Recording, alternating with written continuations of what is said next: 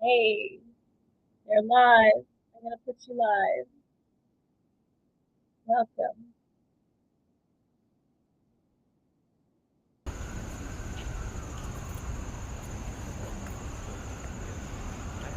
How is that? I don't know yet. I'm gonna see on this one. Oh, you went there for the last one? No, I was still between you guys.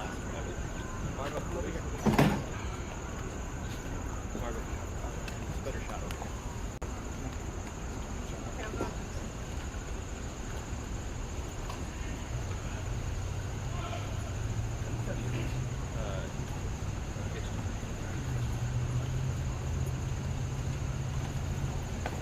I'm gonna step back to get there.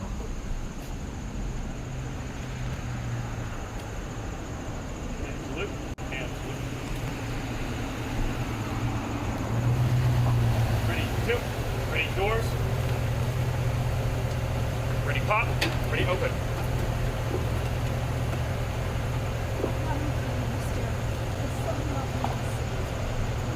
Ready, close. Ready, shut.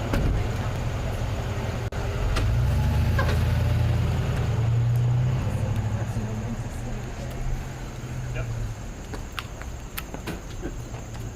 Ready, two. Ready, face.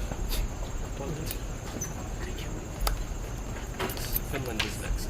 Yes. Do they have a photographer?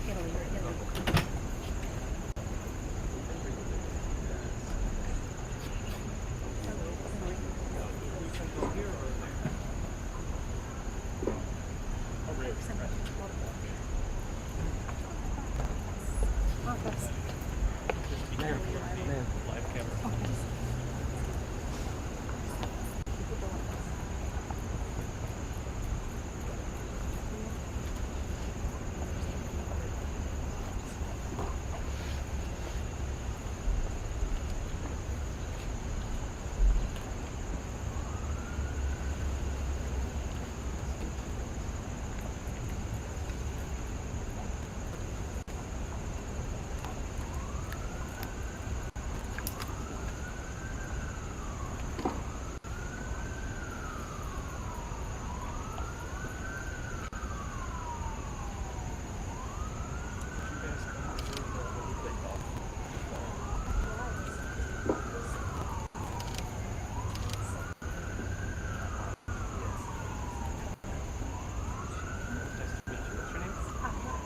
Monica? This is Monica?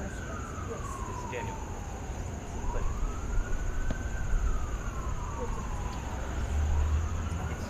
Develop picture. Yeah.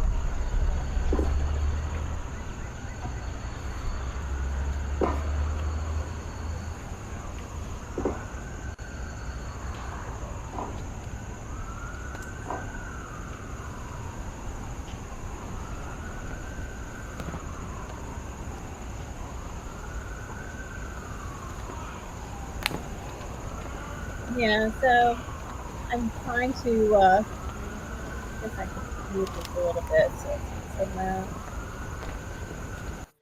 loud. I'm trying to find more things about their timeline today. Right now, I don't know who that was. I don't know if it said on the screen. I didn't notice who it was that arrived just a moment ago that I caught on the feed here. So the European leaders are arriving to the White House for the Zelensky Trump meeting. And I guess the latest that I caught today was that Trump is telling Zelensky that he's got to give up Crimea, and not promise not to join NATO or something like that. And these are ridiculous demands. I posted on Z earlier about how the people of Crimea, how do you say that? Crimea, let me get the pronunciation right. Pronunciation.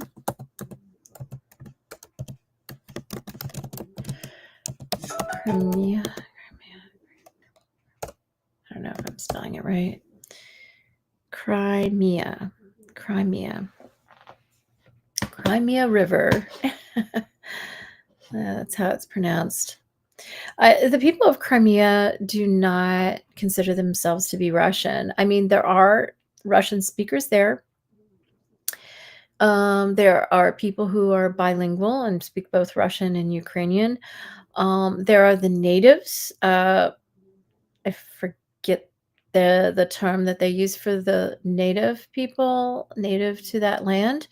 They speak Ukrainian, and then the rest are Ukrainians. And a lot of people refer to Crimea as they're Crimeans. That's what a lot of people there consider themselves to be, Crimean, not Ukrainian, not Russian, Crimean. But I would say it's a minority that considers themselves part of Russia or would ever want to be part of Russia before they annexed it, before Russia took it over. Now that they've taken it over. Oh no, Dean is collapsing and yelling out loud. I don't know if you heard that. I have to take a moment. I'll be right back. And I'll put this on while I'm gone. Next, I set a priority and a due date.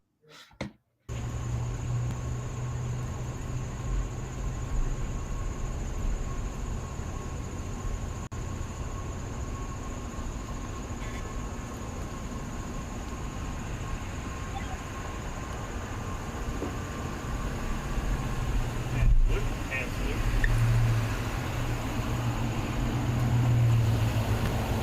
Ready, two. Ready, doors. Ready, pop. Ready, open.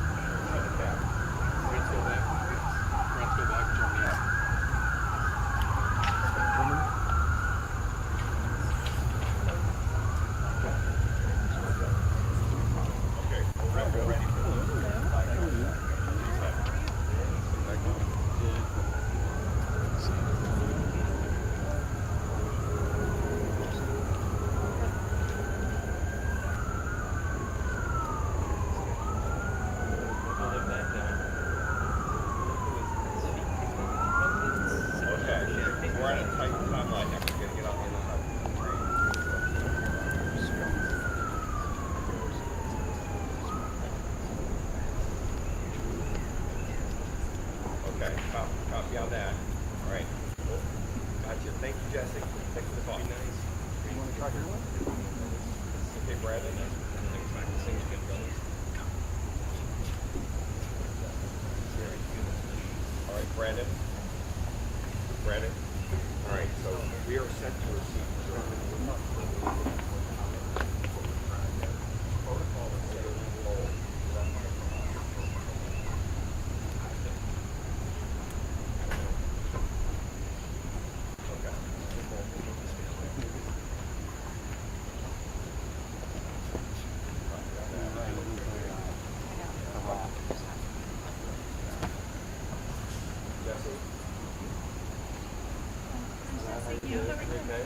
Excellent.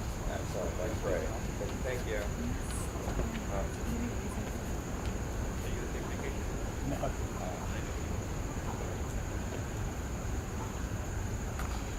Hey, Brandon, sorry about that. Brandon? Brandon? Brandon? Brandon?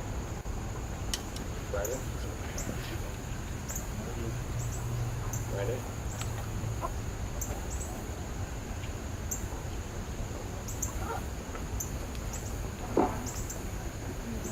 Hello, Brandon.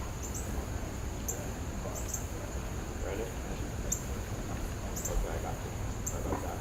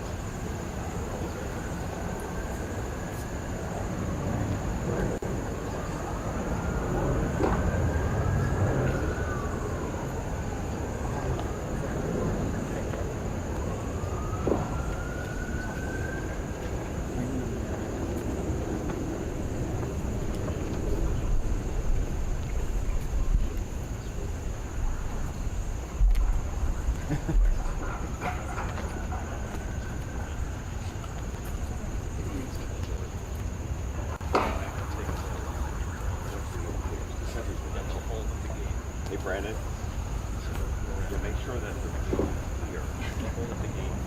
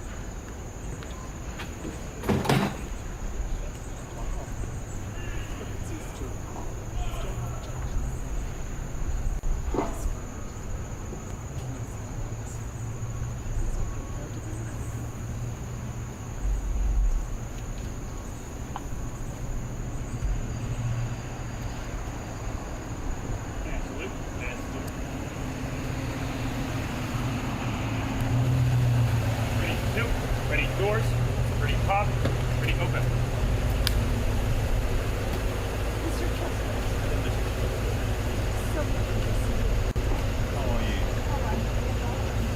Ready close.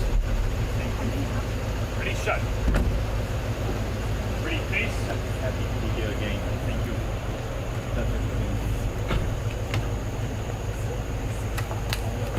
Forward march. Sweat. Comment je récupère le dossier sur l'échelle là-dedans je vous fais suivre si je peux vous aider. Probably not. I regarde. Is it president?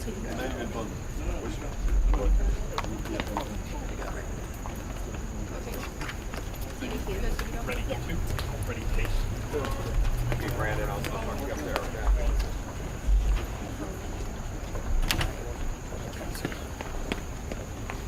We're done?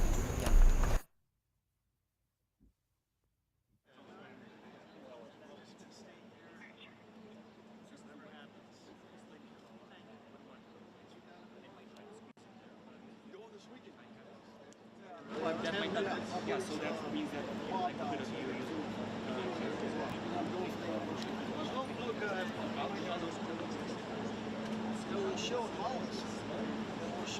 Good job. So come on, I'm hanging some photos of Mama's. Birthday anniversary. That's so much fun. So we'll remember.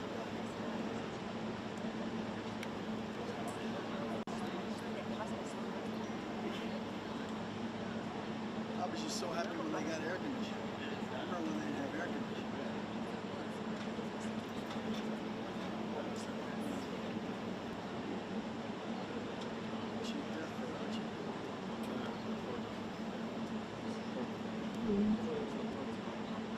I guess President Zelensky hasn't arrived yet. I just saw President Trump arrive. Is it June? In June? Yeah.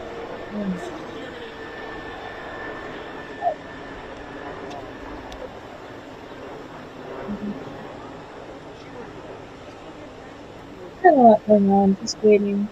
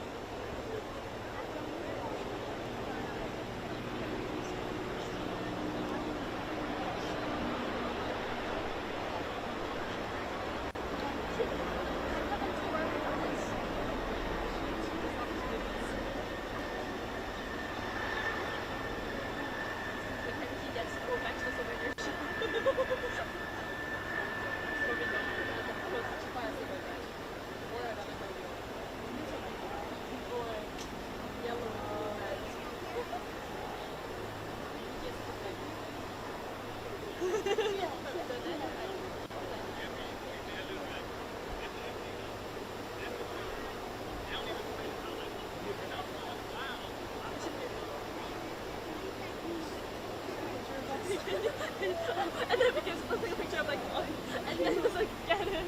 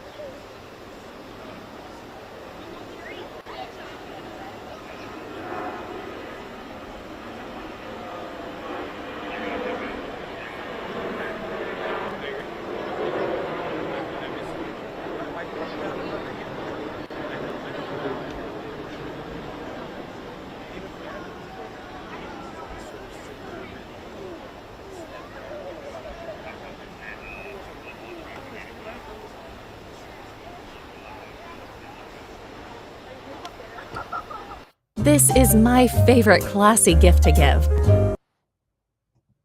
Okay. I'm just going to go to a different feed. Hold on.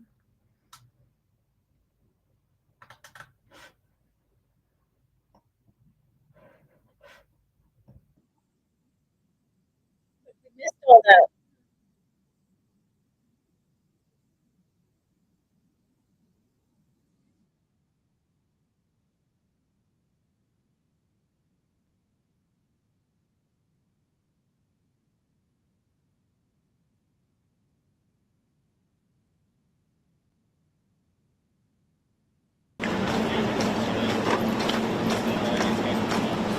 Ready?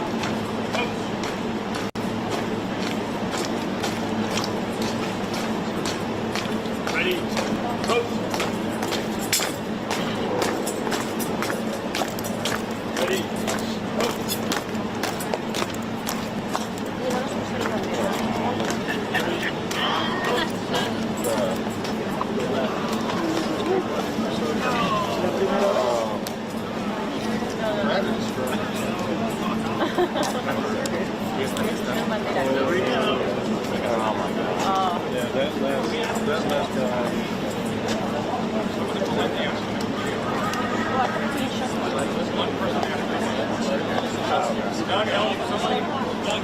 Doug. Yeah, I think they're. Thank you. Dougie. Thanks.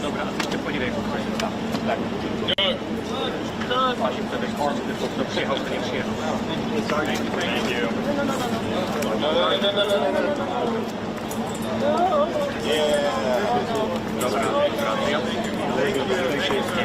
Oh my God, no.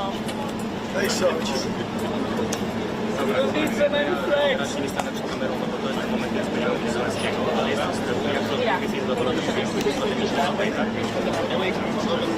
My friend.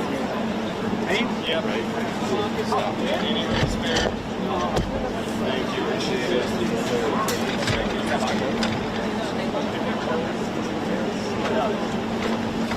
How's that? There we go. I got a little bit more.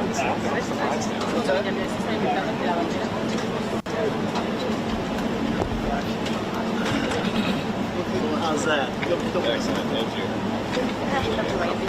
Sorry about that. That's all right. Come on, come on. Oh, When it's happening, hold down. Hold on. Yeah. You can use it. Are you sure?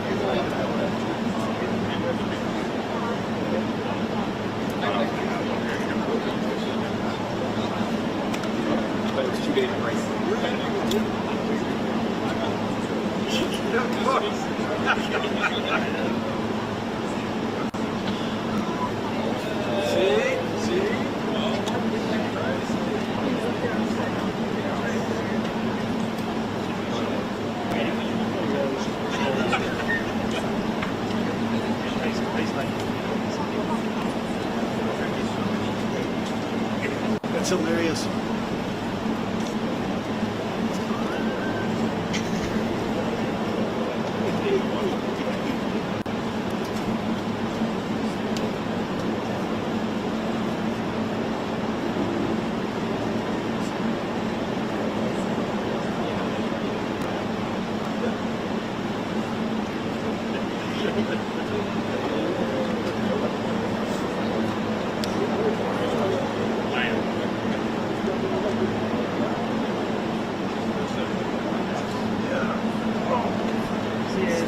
Grazie, così siamo in attesa esattamente qui del presidente Zelensky che sarà accolto da Donald Trump qui davanti alla ovest della Casa Bianca per tutti praticamente gli onori del momento. Queste sono le guardie che rappresentano ogni Stato, proprio per questo bilaterale, questo faccia a faccia che sarà una ripetizione di quello che abbiamo visto a febbraio.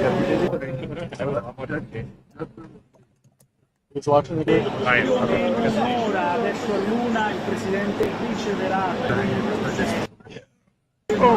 dall'outfit che vediamo la storia nell'ultimo incontro e penso le 14 15 20 ci sarà una foto vediamo tutti quanti leader che sono a pranzo e verso le 21 avremo un bilaterale probabilmente che capiremo qual è la posizione sia dell'Europa che di Zelensky. Ovviamente c'è la volontà che non si ripeta quello che si è con Zelensky cacciato e Donald Trump arrivato con l'Ucraina. Ovviamente sono passati quasi 6 mesi, tanta acqua passata sotto i ponti, ovviamente adesso la volontà, come ha detto Trump, è quella di ottenere una pace, ottenere dei risultati, soprattutto la Słuchaj, a teraz trzymamy nasz mikrofon. Czy jest dobry dźwięk? Jest okej? Może tak być, jak teraz trzymam mikrofon.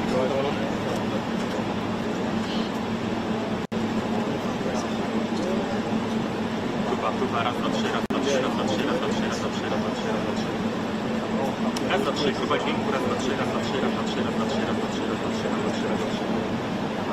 When my team pitched the idea, I thought it was impossible. A pan that sears like stainless, lasts like cast iron, and does.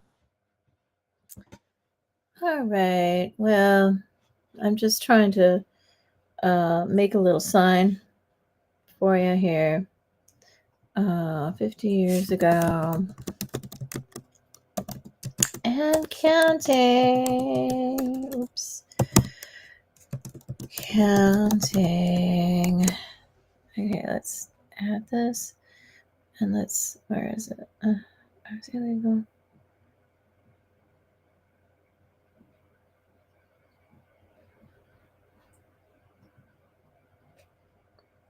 I was illegally classified top secret on July 23rd, 1975, as a 9-year-old home alone in Old Greenwich, Connecticut. That's over 50 years ago and counting.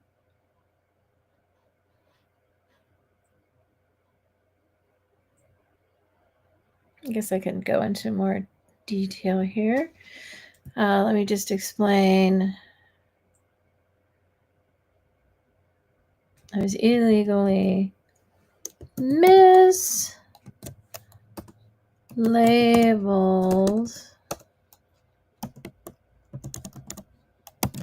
a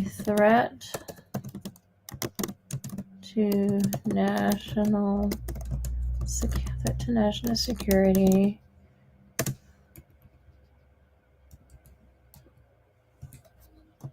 Classifying me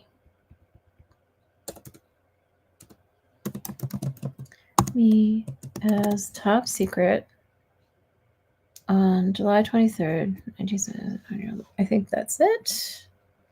Show.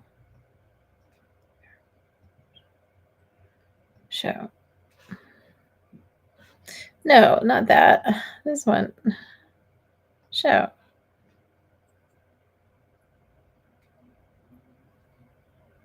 I was illegally mislabeled a threat to national security, classifying me as top secret on July 23rd, 1975 as a 9-year-old girl, I guess I could put, right?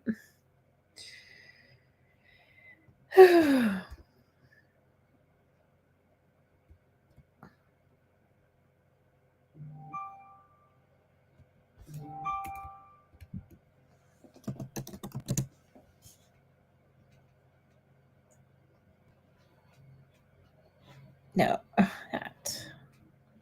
I guess I should. Well, I'll just leave it. I was illegally mislabeled a threat to national security, classifying me as top secret on July 23rd, 1975, as a 9-year-old girl home alone in Old Greenwich, Connecticut. That's over 50 years ago and counting. Declassify me, Claire Elisabeth Elliott, now. Declassify me. Declare Elisabeth Elliott now. Okay, let's unmute it.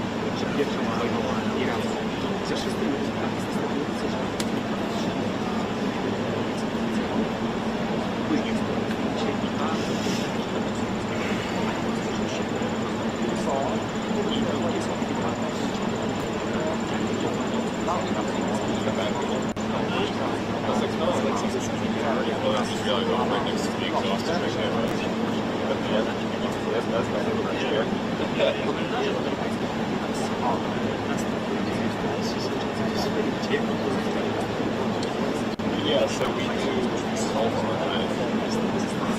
So I could have drawn, so that was Mr. Fletcher and Sergeant Beck. Sergeant Beck. Christopher Beck.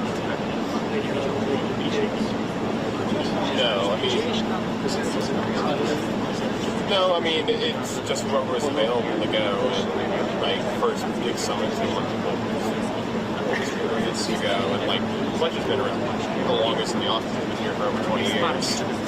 20 plus years, yeah. 20 years. He's been here because he comes from the military, and he was a couple of civilian afterwards.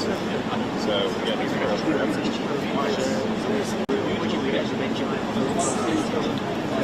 Well, he's just been doing it for so long. I would say he always, yeah,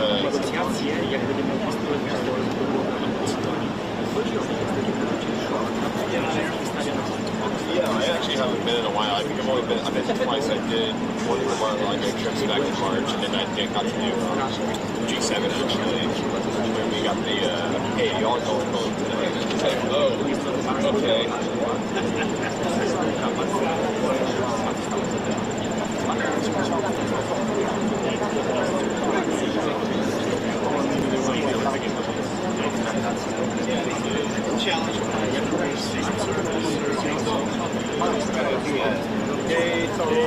Gates open. Gates open. Is that a rain cover? Gates are open. Gates open. Oh, it's raining. They're not. Nobody's come out. So. They are. Okay, weekend arrivals happening. Gates open. I'm born ready. And for how long will this go? That's fine. It'll be fast, but they usually turn in late and are there for a second.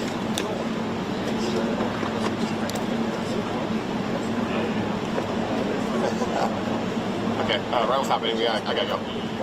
Bye.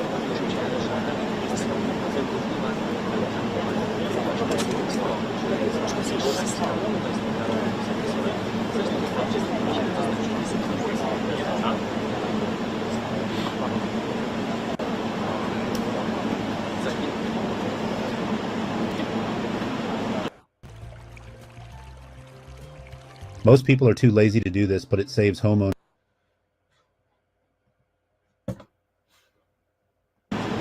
Ja też mam taką nadzieję.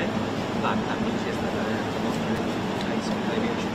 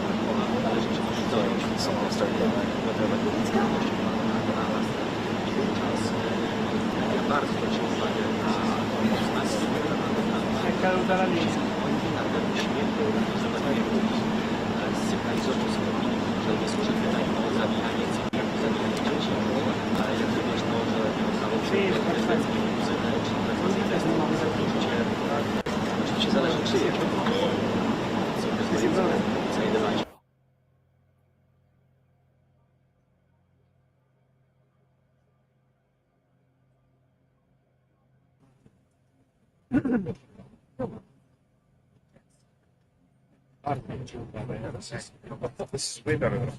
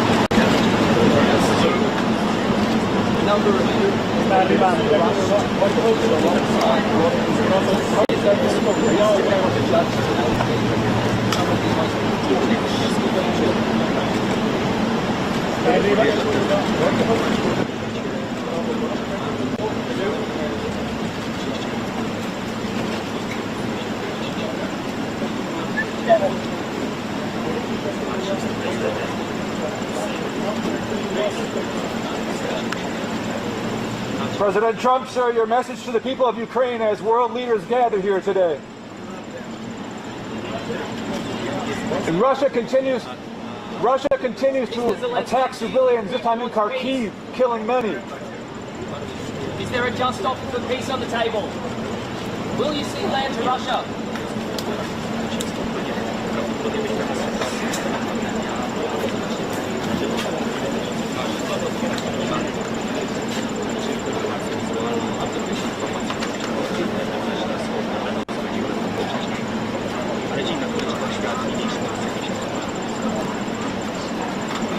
I love that.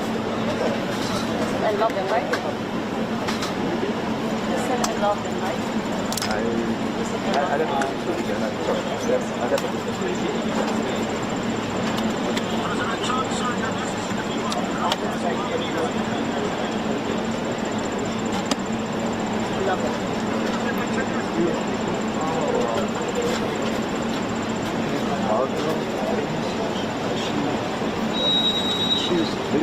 Alright,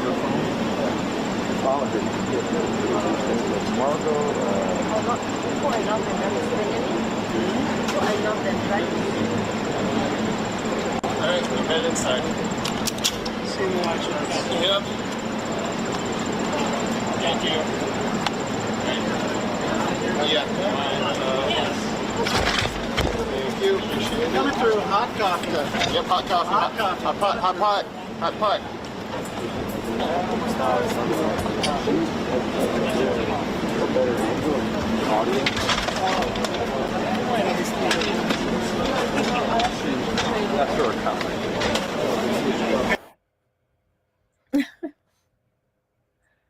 That looked like JD Vance bringing in the hot pot of coffee.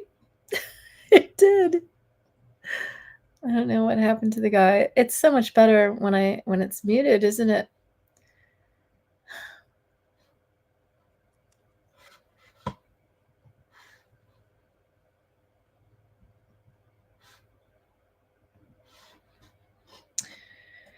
Okay, I guess I'm gonna mute it. Nothing really going on. I guess President Zelensky just arrived to the White House. All the European leaders arrived ahead of him, and Trump came out to greet President Zelensky directly just now. Yeah, I knew there wasn't going to be very much going on.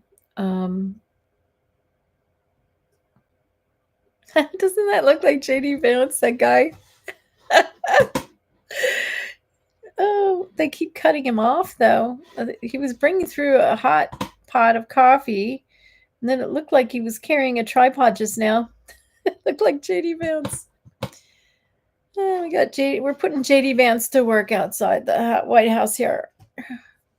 Yeah, so he doesn't screw it up inside like he did last time with President Zelensky. You know, it was really JD Vance that started the attack last time. We don't need that again.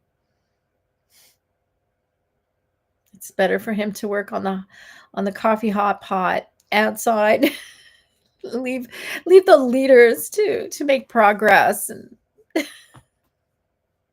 he's just such a bad instigator. He played lead last time, and he needs to know his place. Yeah, stay outside the building, please.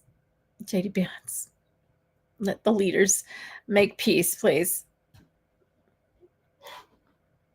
Not that I consider Trump any kind of leader, but all right. Well, I don't know. I don't know why I'm going live. I mean, I know that I'm supposed to. I know. I don't know. Nobody's watching. 0 people watching. Tried to update my title so people would know I'm broadcasting the Trump Zelensky meeting at the White House, but you know, the YouTube algorithm hates me. I don't care what anyone says about YouTube. The algorithm does not like new YouTubers. It discriminates against new YouTubers. It thinks that because, well, it doesn't ever push my live streams anywhere. Oh, here we go. Let me unmute.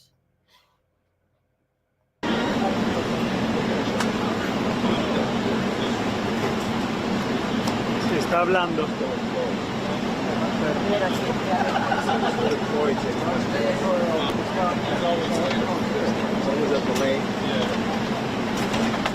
¿Me pasas el vídeo que no pude sacar nada?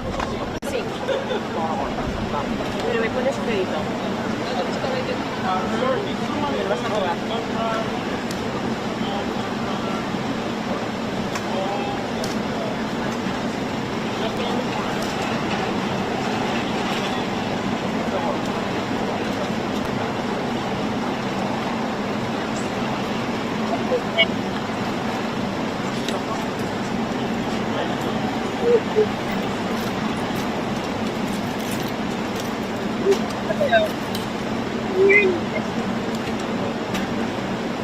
Creo que necesito cargar mi móvil. Però quanto tiene la batteria? Questa sta Using this opportunity, many thanks to your wife, First Lady of the United States.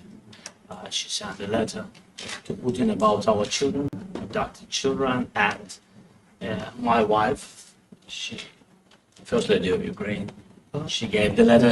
It's not to you, to your wife. Oh, I want. Yeah. So we are saying this sensitive topic.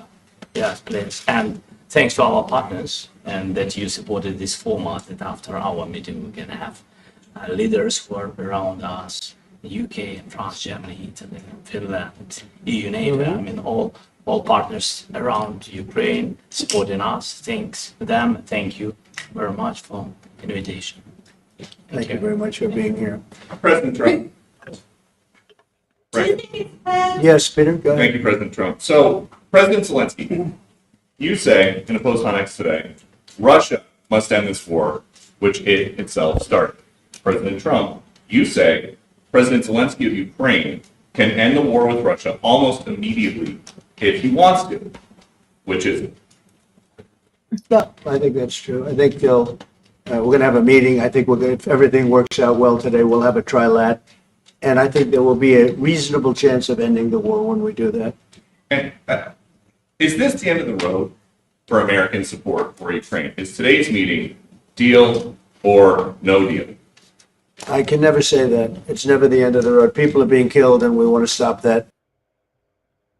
Which side has the better cards? Well, I don't want to say that. I'm just here to be. Look, this isn't my war. This is Joe Biden's war.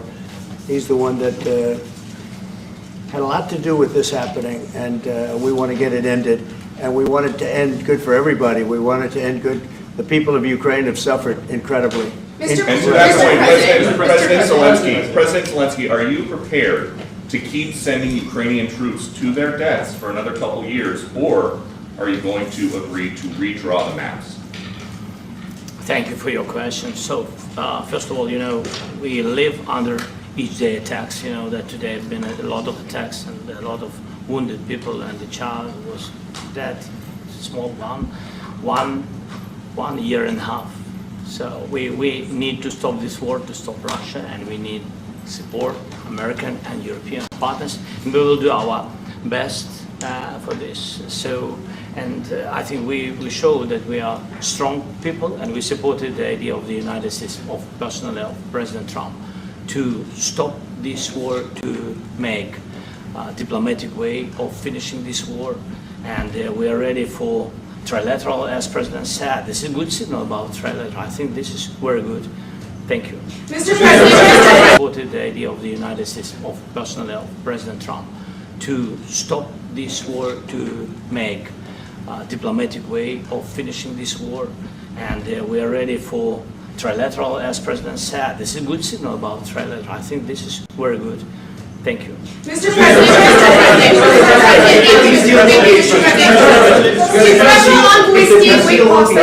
Yes. If the peace deal will be achieved, are you going to be willing to send American peacekeepers to Ukraine?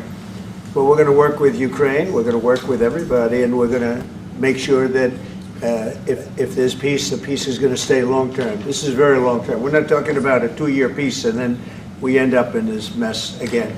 We're going to make sure that everything's good. We'll work with Russia. We're going to work with Ukraine, and we're going to make sure it works. And I think if we can get to peace, it's going to work. I have no doubt about it. Your team has talked about security guarantees. Could that involve U.S. troops? Would you rule that out in the future?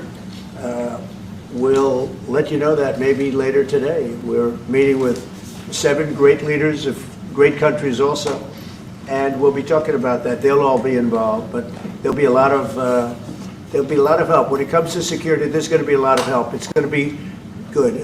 They are first line of defense because they're there. They're Europe. But we're going to help them out also. We'll be involved. Mr. President, Vladimir Putin mentioned that the war will not end without... In 6 wars, I've ended 6 wars, and I thought this maybe would be the easiest one, and it's not the easiest one. It's a tough one.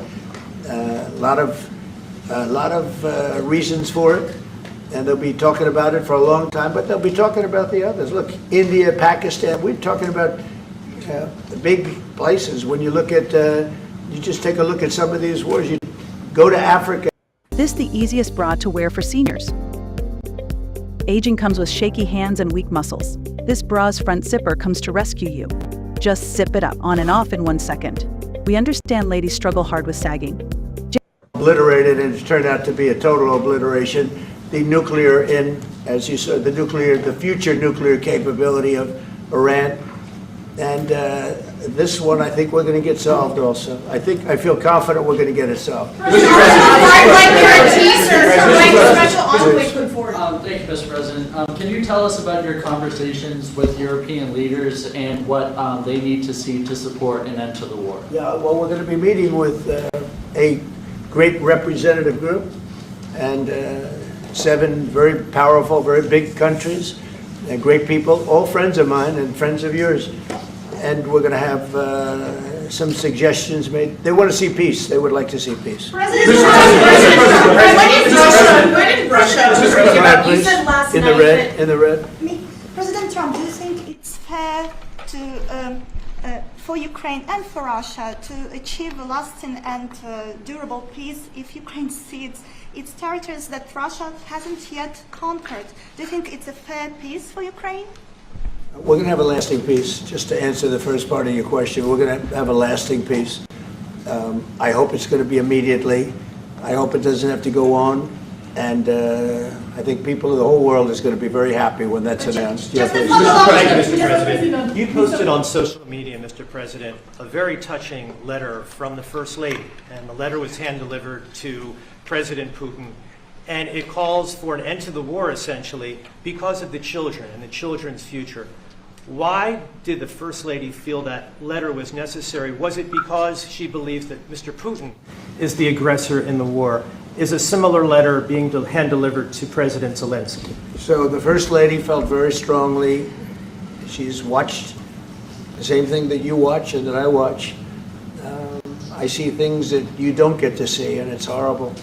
But when she's got a great love of children, she has a wonderful son that she loves, probably more than anybody, including me. I hate to say it, but she loves her son. She loves children, and she hates to see something like this happening. And that goes for other wars too. I mean, she sees the heartbreak, the parents, the funerals that you see on television. Always funerals. We want to see something other than funerals. No, she felt. It was a beautiful letter. It was very well received by him. And she did ask me to say, you know, she would love to see this end. She would love to see it end. And she says it very openly, very proudly, and with great sorrow because so many people have been killed. Mr. President, last week, Brian, go ahead, Brian. Yes, sir. I've got a question for each of you. Yes. First of all, Mr. President Zelensky, you look fabulous in that suit. I said the same thing. Yeah, you look good. I said the same thing. Yeah, looks good. I said to the one that attacked you last time. See, now he's I remember that. Yeah, I apologize to you. You look wonderful. No, my first question for you, President Zelensky. In the same suit. You see, I changed. Maybe yours is much better than mine. Real quickly, upon peace, God willing we get peace, are you open to holding an election in your country? Yes, of course. We are open for election, yes. We have to do safety circumstances. And a little bit, we need to work in the parliament, because during the war you can't have elections, but we can do security. We need, we need a truth, yes, everywhere, in the battlefield, in the sky, and the sea, yeah, to make possible for people to do democratic, open, legal elections. So you say during the war you can't have elections. So let me just say 3.5 years from now. So you mean if we happen to be in a war with somebody, no more elections? Oh, that's good. I wonder what the fake news like this idea? Yeah. No. Speaking of news, I got a question for you. This sounds insane for me even to ask this. But do you think the American media really doesn't even want a peace deal? Because they've been so critical of you every step of the way as you lead the charge for peace. It's an amazing phenomenon. I said that if in the settlement you got Moscow, St. Petersburg, and thousands of miles around them, they would say, I made a bad deal. The level of hatred and animosity is incredible. Not with all. I mean, we have great people up here. We also have terrible people up there that I think are told what to say. But, you know, in solving all of these wars, they don't even write about it. You know, I saw major wars. I saw wars that have been going on for 31, 35, and 37, and a couple of quicker ones. One that was going to go into a full-blown deal very quickly. You know what the one I'm talking about. It was a big one. But they don't even write about that. No matter what I do, no matter what, and you know, this is not anything to do with you. It's probably to your advantage in a certain way. But no matter what I do, no matter what deal I make, from my standpoint, you'll come out good. Maybe President Putin will come out good. But they'll say, Trump was absolutely horrible. It's just that, and I've lived with that for a long time. I've lived with it since just before the first election. I used to get great publicity.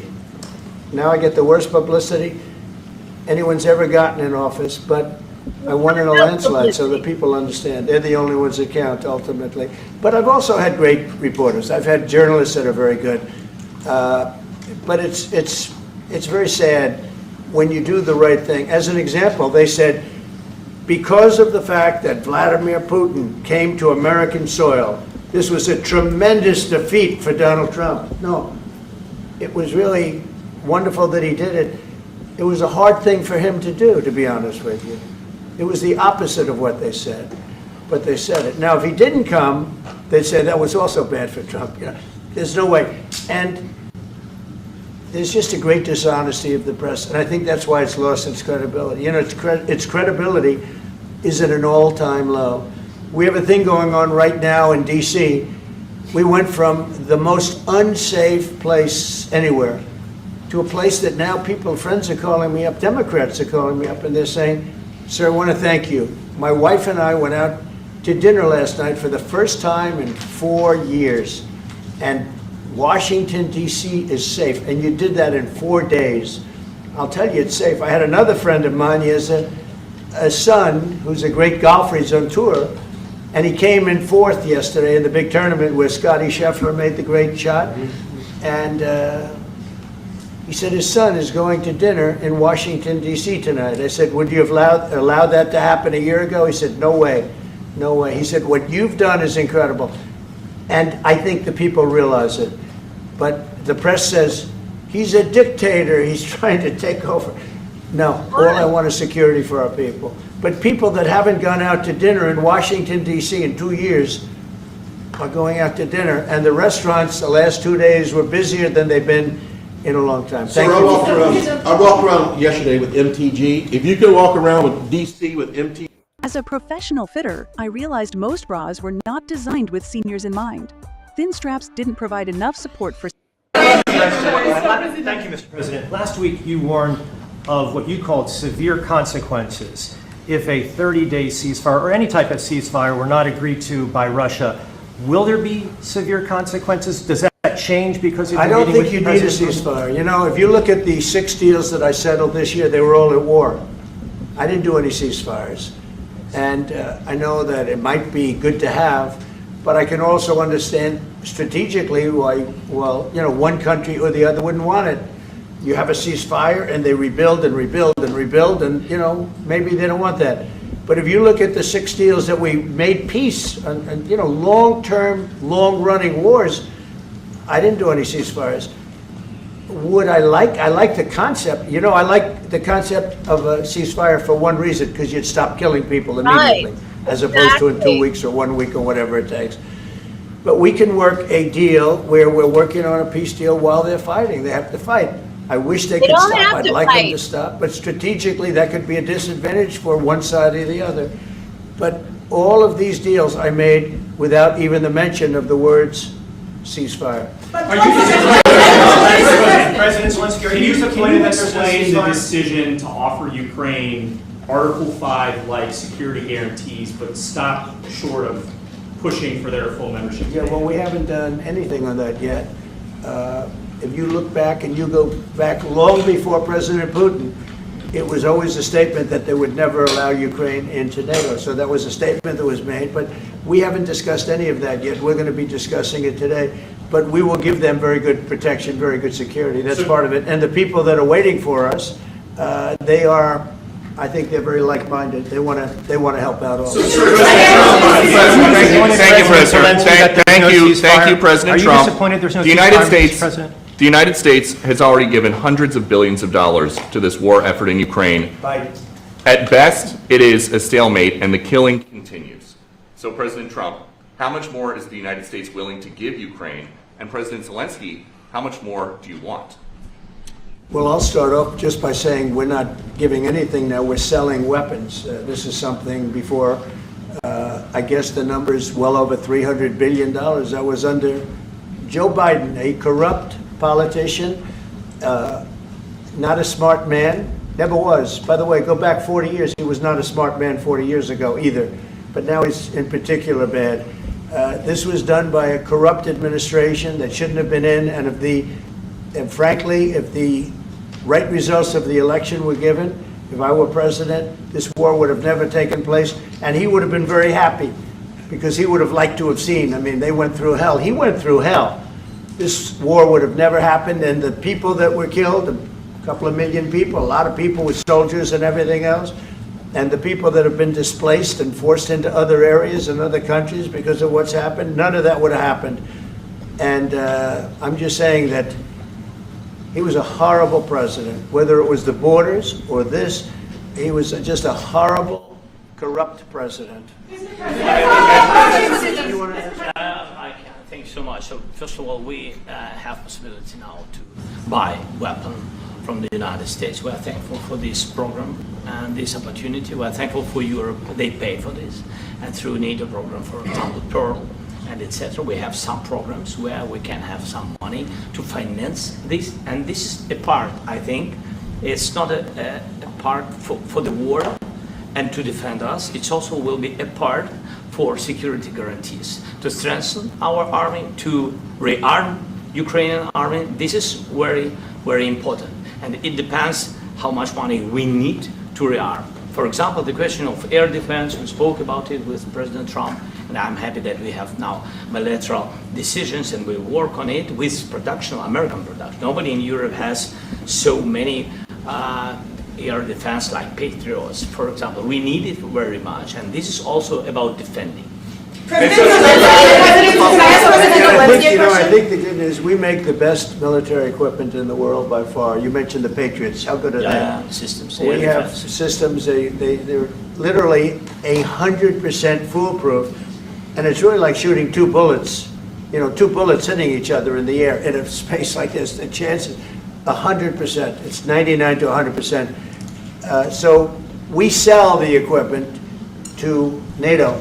And NATO does what, I don't know what the arrangement is that you have with, but I know that they want you to have the equipment. And we're getting the best equipment in the world, but they pay us for the equipment. Under Biden, it was just crazy what was going on. I believe the number is over 300. I think it could be $350 billion worth of equipment and money and everything else.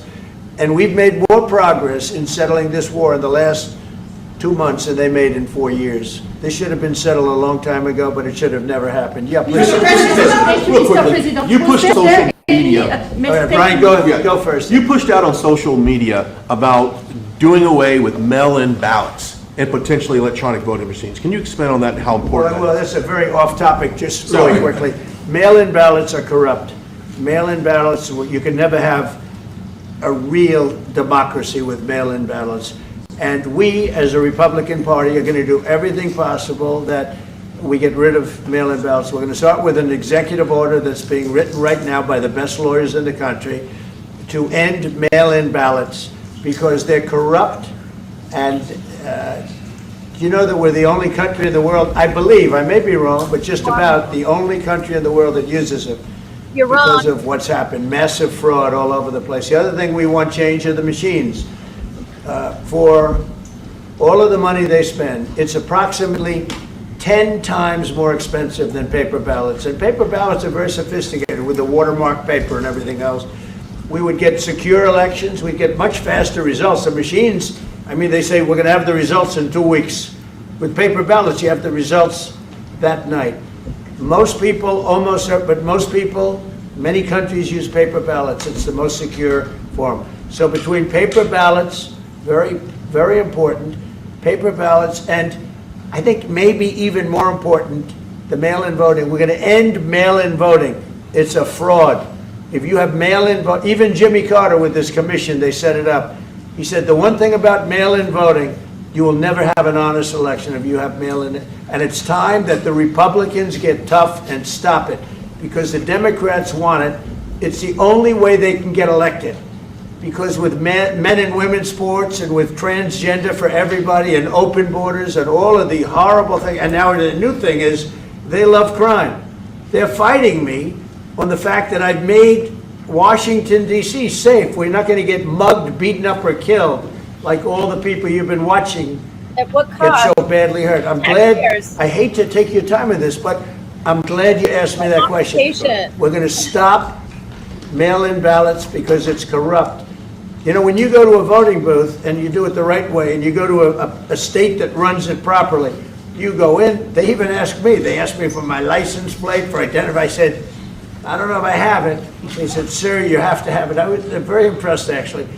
But it's very hard to cheat with mail-in voting. As you know what happens in California, it's so corrupt, where some people get 5, 6, 7 ballots delivered to them. Now, we got to stop mail-in voting, and the Republicans have to lead the charge. The Democrats want it because they have horrible policy. If you have mail-in voting, you're not going to have many Democrats get elected. That's bigger than anything having to do with redistricting, believe me. And the Republicans have to get smart. We're not going to have a country. I said for a long time at rallies, you need borders and you need free and fair elections. Those two things, otherwise you don't have. We have strong borders now. In 90 days, Mr. President, we didn't have 0 in 3 months. Not one person came in illegally into our country. In fact, even I find that hard to believe, but it's run by a little bit of a liberal group that put out the numbers, so I guess it's, but 0, 0, and 0. You go back a year ago, 2 years ago, 3 millions of people poured into our country. It was terrible. Thank you very much. What security guarantees do you need from President Trump to be able to make a deal? Is it American troops, intelligence, equipment? What is it? Everything. And really, it includes two parts. First, strong Ukrainian army. That's what I began to discuss with your colleagues. And it's a lot about weapon and then people and training missions and intelligence. And second, we will discuss with our partners. It depends on the big countries, on the United States, on a lot of our friends. And Mr. President, are you willing to commit American troops to that NATO-like protection in order to get President Zelensky to a deal today? Well, I don't know if you define it that way, but NATO-like, I mean, we're going to give, we have people waiting in another room right now. They're all here from Europe, biggest people in Europe, and they want to give protection. They feel very strongly about it, and we'll help them out with that. I think it's very important. I think it's very important to get the deal done. You've been involved with the peacekeeping in Ukraine since your first day in the administration. What would you say to the Ukrainian people right now who are suffering under the Russian attacks and hoping that the American people will stand with them? Well, I know Ukrainian people. I've known many over the years. They're great people. They're smart. They're energetic. They love their country. I mean, they love their country, and we want to get this war ended. That's all I can do. I love the Ukrainian people, but I love all people. I love the Russian people. I love them all. I want to get the war stopped. Very important. Mr. President, is there any aspect of your discussion with Vladimir Putin that left you disappointed? Look, we just spoke to, I was just telling the president, I just spoke to President Putin indirectly, and we're going to have a phone call right after these meetings today. And we may or may not have a trilat. If we don't have a trilat, then the fighting continues. And if we do, we have a good chance. I think if we have a trilat, there's a good chance of maybe ending it. But he's he's expecting my call when we're finished with this meeting. Thank you very much. Thank you.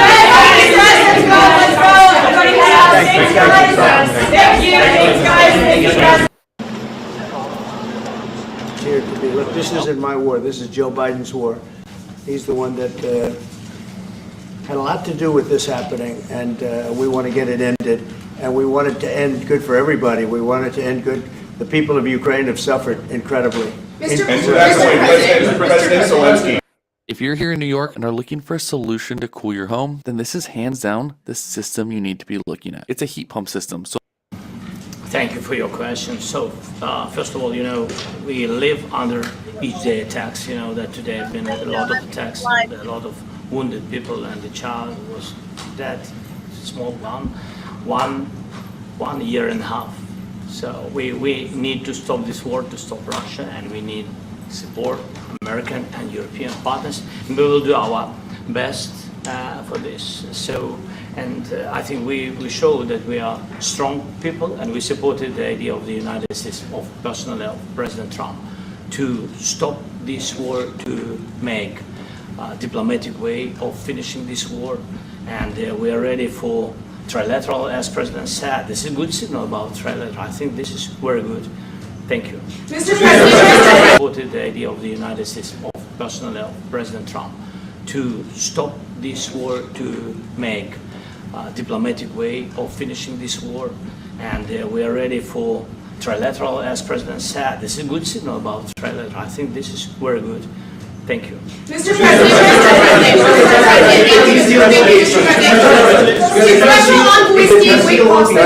yes. If the peace deal will be achieved, are you going to be willing to send American peacekeepers to Ukraine? Well, we're going to work with Ukraine. We're going to work with everybody, and we're going to make sure that if there's peace, the peace is going to stay long term. This is very long term. We're not talking about a 2-year peace and then we end up in this mess again. We're going to make sure that everything's good. We'll work with Russia. We're going to work with Ukraine, and we're going to make sure it works. And I think if we can get to peace, it's going to work. I have no doubt about it. Your team has talked about security guarantees. Could that involve U.S. troops? Would you rule that out in the future?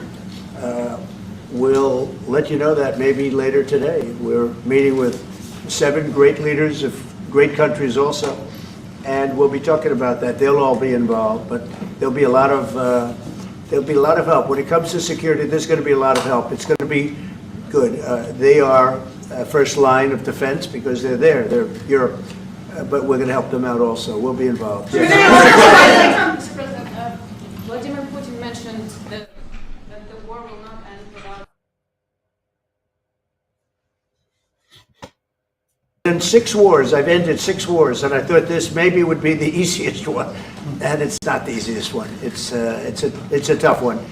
A lot of reasons for it, and they'll be talking about it for a long time. But they'll be talking about the others. Look, India, Pakistan. We're talking about big places. When you look at, you just take a look at some of these wars. You go to Africa and take a look at that. Rwanda and the Congo. Republic of the Congo. That's been going on for 31 years. And so we've done a total of 6, and we really have 6, not including the fact that we obliterated, and it turned out to be a total obliteration, the nuclear, as you said, the future nuclear capability of Iran. And this one, I think we're going to get solved also. I feel confident we're going to get it solved. Thank you, Mr. President. Can you tell us about your conversations with European leaders and what they need to see to support an end to the war? Yeah, well, we're going to be meeting with a great representative group and 7 very powerful, very big countries, and great people, all friends of mine and friends of yours. And we're going to have some suggestions made. They want to see peace. They would like to see peace.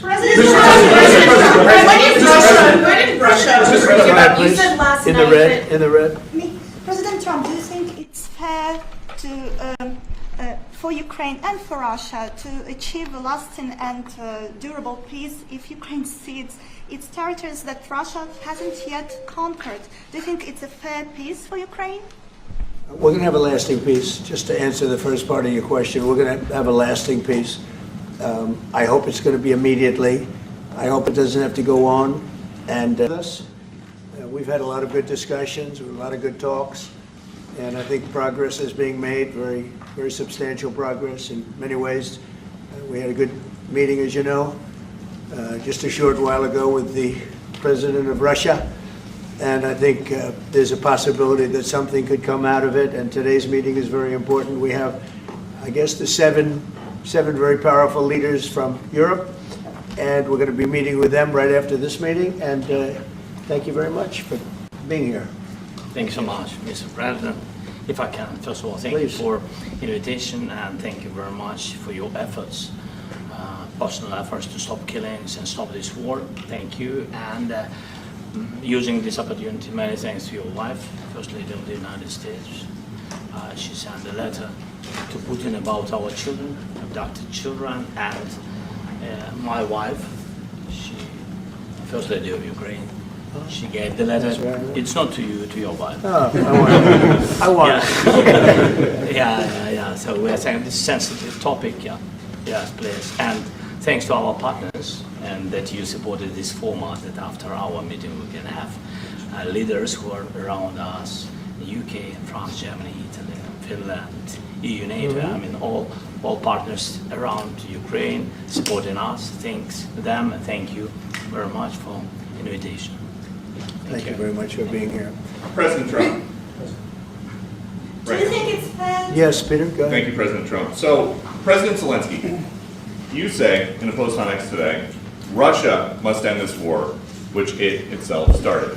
President Trump, you say President Zelensky of Ukraine can end the war with Russia almost immediately if he wants to. Which is it? No, I think that's true. I think we're going to have a meeting. I think if everything works out well today, we'll have a trilat. And I think there will be a reasonable chance of ending the war when we do that. And, is this the end of the road for American support for Ukraine? Is today's meeting deal or no deal? I can never say that. All right. Well, they keep repeating it. I guess, that channel, that's what they do. They just keep repeating it, putting on the news on a loop. I think that's all that's going on right now. They're now going back behind closed doors to discuss everything. Let me just make sure that there's not anything new. I don't think so. That's it. I've listened to it a couple times through, so just trying to see if there's anything that I should be looking at. I don't want to turn on Fox. I'm so tired of Fox. Not that I watch it at all, but just don't feel like watching it. Gave him orders. Adam Mockler says, Trump slips up admitting Putin gave him orders. It really sounds like it, doesn't it? I don't know. I think that's it. So, yeah, got on live a little early today. It wasn't going to Facebook anymore. It got cut off. It never connected to Facebook. I think it stopped after 13 minutes, but I think it's there now. Yeah, I don't really have a lot of viewers, but I'm doing this for the sake of getting declassified. That's all I can do. I don't know what else to do. I was in the middle of going on about the algorithm on YouTube. Obviously, Facebook. I have a lot of Facebook friends, but I don't personally know everybody who's my Facebook friends. Unlike most people on Facebook, I guess most people select only the people who they know to be their friend on Facebook. I don't know a lot of my Facebook friends personally. I've gotten to know some of them online over the years, but yeah, I have all my classmates. I'm connected to the ones who want to be connected to me. But everybody's so silent, and it's because a lot of my classmates, I know they have security clearances. I come from, one of those kind of towns where everybody went on to an Ivy League education and got their degrees, and a lot of them have security clearances. And this is why, if you ever wonder why everybody's so silent on Facebook with Claire, it's because they know the truth, and they have other channels to watch me and hear the news about me. And I believe they need to keep a legal separation from me because I have a very huge case underway. I don't know if it's underway or it's about to get underway. I don't know. And they all grew up with me, and they all witnessed a lot of stuff, and they have to keep a legal separation from me if they're one of my witnesses. I mean, even if they don't really know me that well, they still witnessed a lot of things behind the scenes, perhaps maybe not directly with me. Oh, excuse me. Yeah, but it's not very fun to be talking to myself all the time. Yeah, I know. It's like, I guess Facebook and YouTube just think, oh, she's telepathic. She knows she's got company and everybody's watching, and but it's not like when you're telepathic, you don't hear people in your head. You don't hear voices. You don't, I'm all by myself. I hear nothing. I hear crickets. It's just me, Dean, and our 2 dogs, 3 cats. No, 4 cats, sorry. Here in Hornell, New York. And I don't know why I'm yawning. And that's it. That's all, folks. I just went to the food pantry in Hornell today. Last time there's a local supermarket chain called Wegmans who delivers food every Monday and Friday here. Today they were a little held up, they were a little late, and and they're also redoing the front steps to make them safer over. It's a beautiful old historic building where Catholic Charities is in Hornell. And I guess the old steps in front, I think it was built in 1907, like 7 years after this house was built, at a time when this city was growing and at its highest level of population. And they had big plans for this town, but it just never took off. And population has never been that high again, even today. And yeah, they're redoing the front steps. I mean, I guess they're going to make it blend in with the building, and it's going to be safe. I guess it's a safety issue. So we can't go to the front of the building to get our food anymore. So we have to go to the back, which is convenient anyway. And today, I guess the U-Haul truck that was carrying all Wegmans food was delayed, and I'm sure it's there now, but we got enough food. I went by myself because Dean was really tired today, and I, for the first time, went in the pantry part. Last time we went one time before, a few weeks ago, and we got the Wegmans food, and there's lots of food. I think we probably took a little more than we were supposed to. I saw them regulating how many things people get, and we didn't know. We were new, and we just grabbed all we could. And it was plenty of food, so we didn't need to really go into the pantry part. And we were fine up until today. Today, we need to make it through the next 2 weeks, a little over 2 weeks actually. 2 weeks from Wednesday. Today's Monday. We have a little food, but not enough to last us. So we had no choice. I had to go to the pantry. And this time I went to the formal pantry since Wegmans was so delayed. And we'll go again on Friday. I guess we have enough food. I don't know if it'll last us. So we need to go a couple times. We'll go Friday. Maybe we'll go again Monday. I don't know how often you're allowed to go to the formal pantry part. It's stuff that you the kind of things that you stock up in your freezer, on your shelves, in your pantry. There's some things that I got some things in from the refrigerator, so we have to eat those faster. But yeah, there were some good items. I felt like we got more when Wegmans dropped off food last time. But that's probably because we took too much. We didn't know we weren't. Dean, he just grabs everything. But yeah, we'll go again for Wegmans on Friday, and we have to go to the back of the building instead. The building used to be City Hall, Hornell's City Hall. It no longer is. It's a beautiful building. I don't know why they don't just keep it as City Hall. I guess they needed to raise money and sold the building to someone, and now it's where Catholic Charities is. I don't know, but I don't believe the Catholic Church bought it. I believe it was a private individual who allows Catholic Charities or leases it out to Catholic Charities. I'm not sure though. They recently painted it. It looks really nice. It's a brick building, but it had. I won't get into it, but yeah. So I did that this morning. Yeah,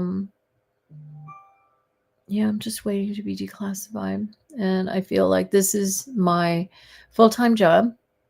Tomorrow morning we have to go and get the mirror on our truck fixed, which is why we can't afford to eat for 2 weeks, because I promised the deputy mayor of Hornell that we would fix our mirror. We recently, the cemetery behind us complained about our school bus parked on our property on the side of their road. They made it seem like we're obstructing traffic. We were not, but it's fine. I really wanted that our school bus to be parked on, at the end of our driveway on our property, but I thought that it wasn't safe to use our driveway. It's very bumpy. I thought it needed grading, and a neighbor told me it needed grading as well. But it's it's over 26,000 pounds, and it's a big, huge vehicle. So, the guy who came to tow it for us, which is part of our roadside assistance plan for the bus, it runs perfect. We just had an issue with the brakes, the parking brakes, but he was able to undo it, and it was fine. It was just too much moisture got into just one brake on one wheel, and you just have to get it to loosen sometimes. It was just sitting there all winter long. I thought it was frozen or the cold had done it, but it's moisture that does it. And now it's fine. And yeah, we have a flat tire that we have to replace, but it's an inside rear tire. It's not crucial. So he helped me, I drove, and he just helped direct me down. He walked our big long, it's like a short road in the back of our property. And he's like, yeah, this will be fine, and I'm like, you think so? Okay. And I was scared, but it worked. I'm so glad, we can park our school bus on our own property. I mean, the edge of the road, that is technically the edge of our property. And the deputy mayor said we could do that legally. It was fine. Just make sure the tire is completely off the road. And it almost was. It was just, we could have gotten closer to the edge, but when it was snowing, it was hard to see, where the edge of the cliff started, and I didn't want to drive off the cliff. So we live on a very steep hill. And, and then once somebody told me that they needed more space, the big trucks that go in to cut trees, they needed more, it was hard for them to squeeze through. I mean, they were getting through fine, but they didn't want to create cracks on the other edge of the road. And I mean, they get by fine. It's just, it's just a preference. They they prefer the school bus not to be there. Well, I'd prefer to have our school bus on our, actually all the way on our property. And so I was relieved when the guy helped me unstick our brake so I could, and help me, directed me so I could drive it onto our property. So relieved about that. And to fix our wheel will be free. It's part of our plan when the time comes that I want to do that. And, but anyway, as the result, the deputy mayor was contacted about this, and I had to deal with her. And by the end of August, I promised that we'd have our inspection completed for our truck, the other vehicle we have. In New York, we have inspections. I remember that growing up in the Northeast. And our truck is fine. It passed all except that it has tinting on the windows, which the car place is going to remove for free. And somebody, ripped off our driver's side mirror, and I know who it is. I won't say who it was. It happened right when we moved here. We had just so many bad things happen to us when we came here, and that was one of them. And it's very expensive to replace that mirror. That's why they took it. And but we found it in the junkyard. I think I talked about it in another live stream, and for only $17.99. If you go to the dealer, it's $1,000 or so.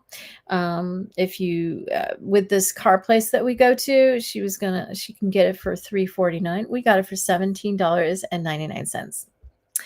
So yeah, she could also glue the mirror. We could have gotten a mirror. That would have been easier, but it's better to have the whole assembly put back on. So, and we matched it completely with a 2010. It's a 2011. It matches, it's identical. So we have to take care of that tomorrow morning, first thing.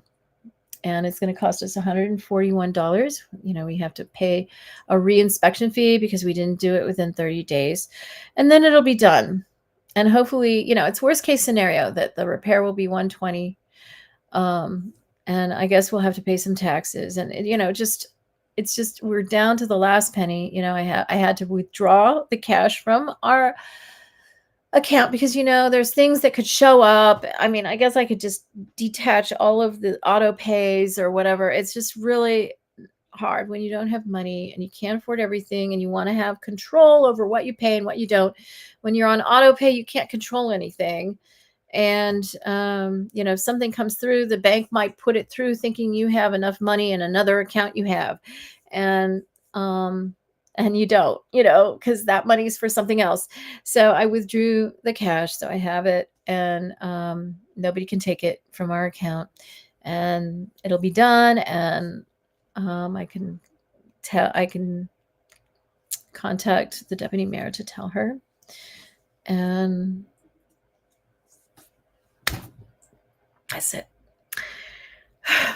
So I'm curious to know, I tweeted, I guess they call it tweet, right? Z doesn't have any other term for when you tweet on Z, right? Which was Twitter. I tweeted earlier about what I was hearing about Trump. The latest is that Trump wants President Zelensky to give up Crimea. And I said this earlier, and agreed not to join NATO. And, my response to that is like, if Putin didn't want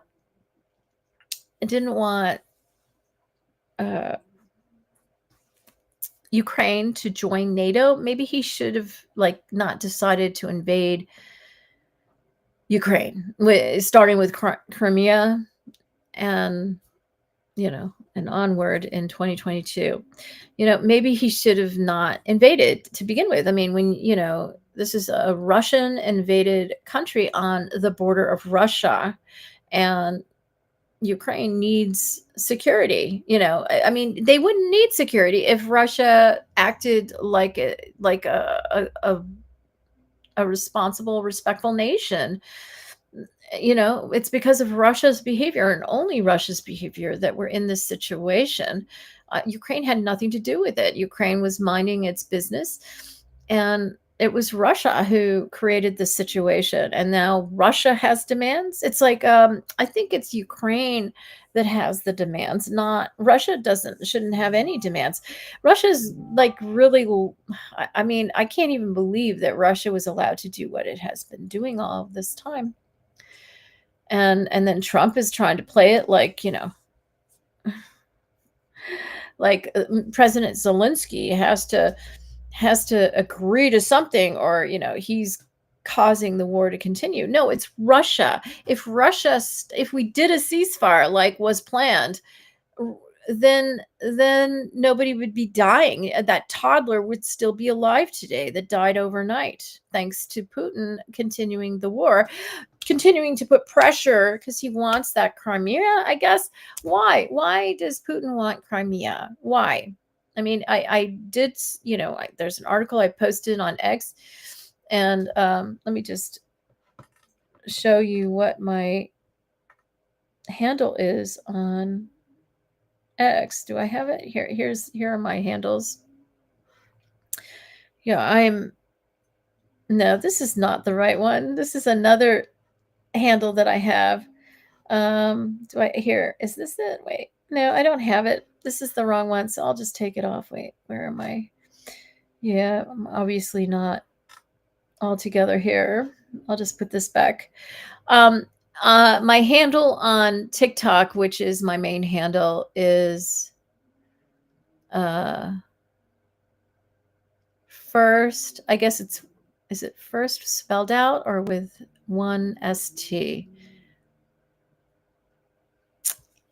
I think I'm first girl Prez, PRES, and I believe it's with the number one first, like number one ST, girl Prez with an S at the end, like PRES.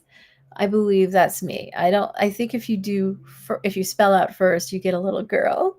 I don't know. She's probably not a little girl anymore. She's probably grown up. But she was a little girl when, and I once accidentally put the wrong one spelling, and that was who showed up. So that's where I'm tweeting, and I need to review everything. I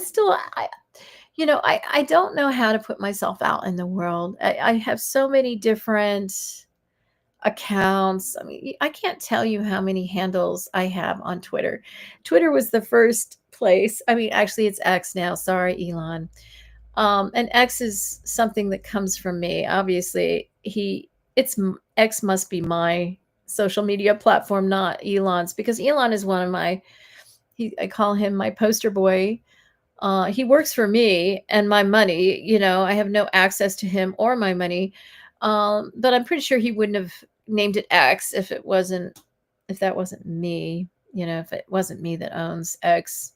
That used to be the X. This X used to be my icon for Department of Empowerment originally.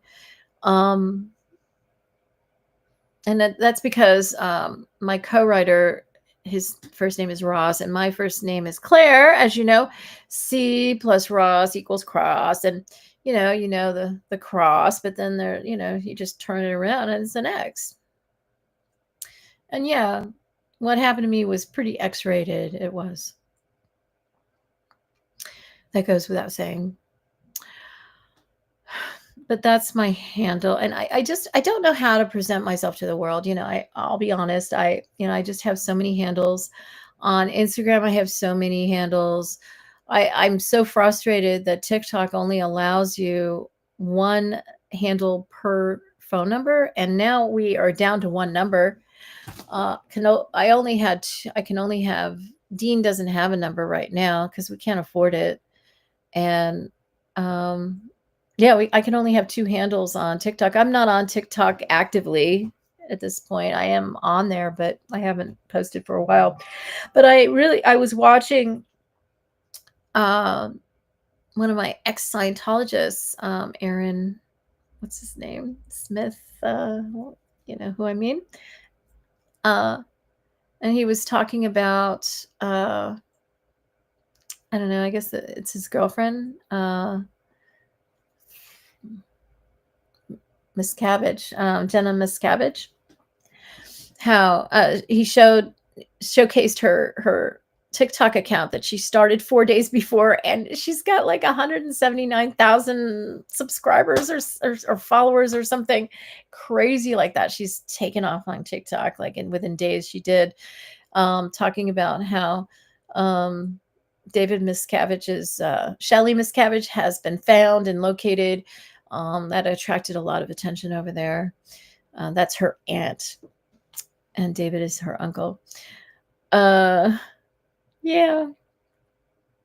So, I mean, TikTok, the algorithm over there is much better than YouTube. I don't know. I guess YouTube is trying to push me over to TikTok. I had a lot of success. There's some dude over there. What's his name? Jay Foyer, somebody like that. J_FOYER. Yeah, he's claiming his grandpa is Zodiac, and he got my attention. I don't know how I noticed him. I guess I was over on TikTok one day and I noticed him, and I'm like, who is this guy? And yeah, I started posting about it, and he blocked me eventually. And I just think it's terrible. I mean, he was not alive. He's younger than me. I guess I don't know. He seems like he's 20 something. He's got the maturity level of a 20 something, but I guess he's in his early 30s or something. He just had a heart attack. He might have like a major, like 2 heart attacks in a row. And I don't know what he is, 32, 34, 35. I don't know. He doesn't look like he's 35, 36. He claims to be some Marine. How do we know? We don't have any confirmation of that. He just says he is. Anyway, he somehow believed that his grandfather was one of the police officers involved in one of the Zodiac crime scenes. And there were rumors that went around in the at the time that, of the Zodiac. And the Zodiac is my father, by the way. Okay. And this kid, I mean, I guess he's in his mid-30s or something. He seems like he's in his mid-20s. He's just so convinced that I guess he just found out this past year, last 12 months, that his grandfather was in the news about the Zodiac and how some people suspected that he was somehow the Zodiac, or there's always a cult following that believes weird things. And I guess he just found this out. Okay, he's in his 30s now, and he never heard anything about his grandpa until this past year. And once he found out that he had a totally different niche. He was talking about dating women and weird dates and stuff like that on TikTok. And then all of a sudden he did a 180 and he started talking about his father being the Zodiac. And he's so convinced, like he was there and he witnessed it. And then the thing is that I actually was there, and I wrote those Zodiac letters with my own hand. I was a child. I was a young child. In 1971, when we left California, I was 5 years old. So I was born on October 21st, 1965. So that's how young I was. If Zodiac happened after I was born. And, he dictated those letters to me. And, he asked for my feedback on occasion, and I would give it to him, but he didn't always follow my feedback or agree with my opinion. And I was forced to write what he wanted me to write. And I tried so hard to turn him in. And, my mother didn't want to face the truth about the reality of our lives. And my uncle Norm came to visit. I tried to tell him, and I got through to him, but then he chickened out because my mother didn't want him to ruin our lives. And, the point being that my life was already ruined. But, and so, my uncle Norm never followed through to report my father to authorities. And as a result, to this day, nobody knows who the true Zodiac killer was. My father died in 2020. And I found out about it a couple of years later because my family is so angry at me for going forward to authorities and reporting that my father is the Zodiac killer.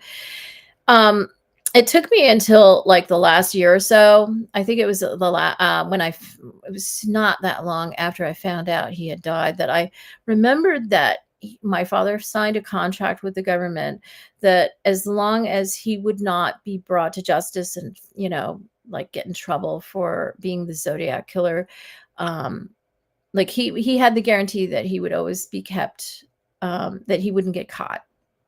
And in exchange, he was going to pay me like a certain amount of his money that he earned.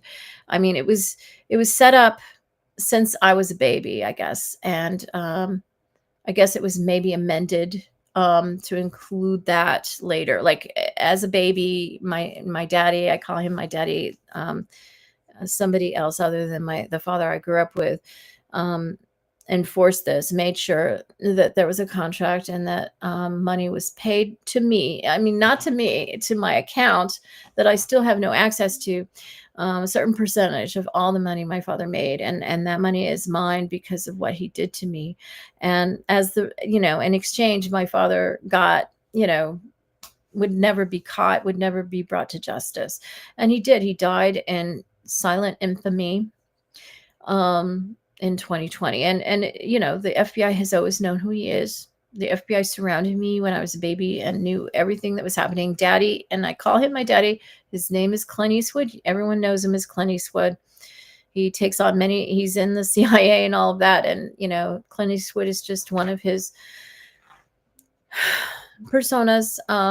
He's pretty old now. So I guess Clint Eastwood is like one of his last ones, and he, hope to one day be reunited with him before he dies. He's getting up there. He's really 99 years old. He was born in 1926.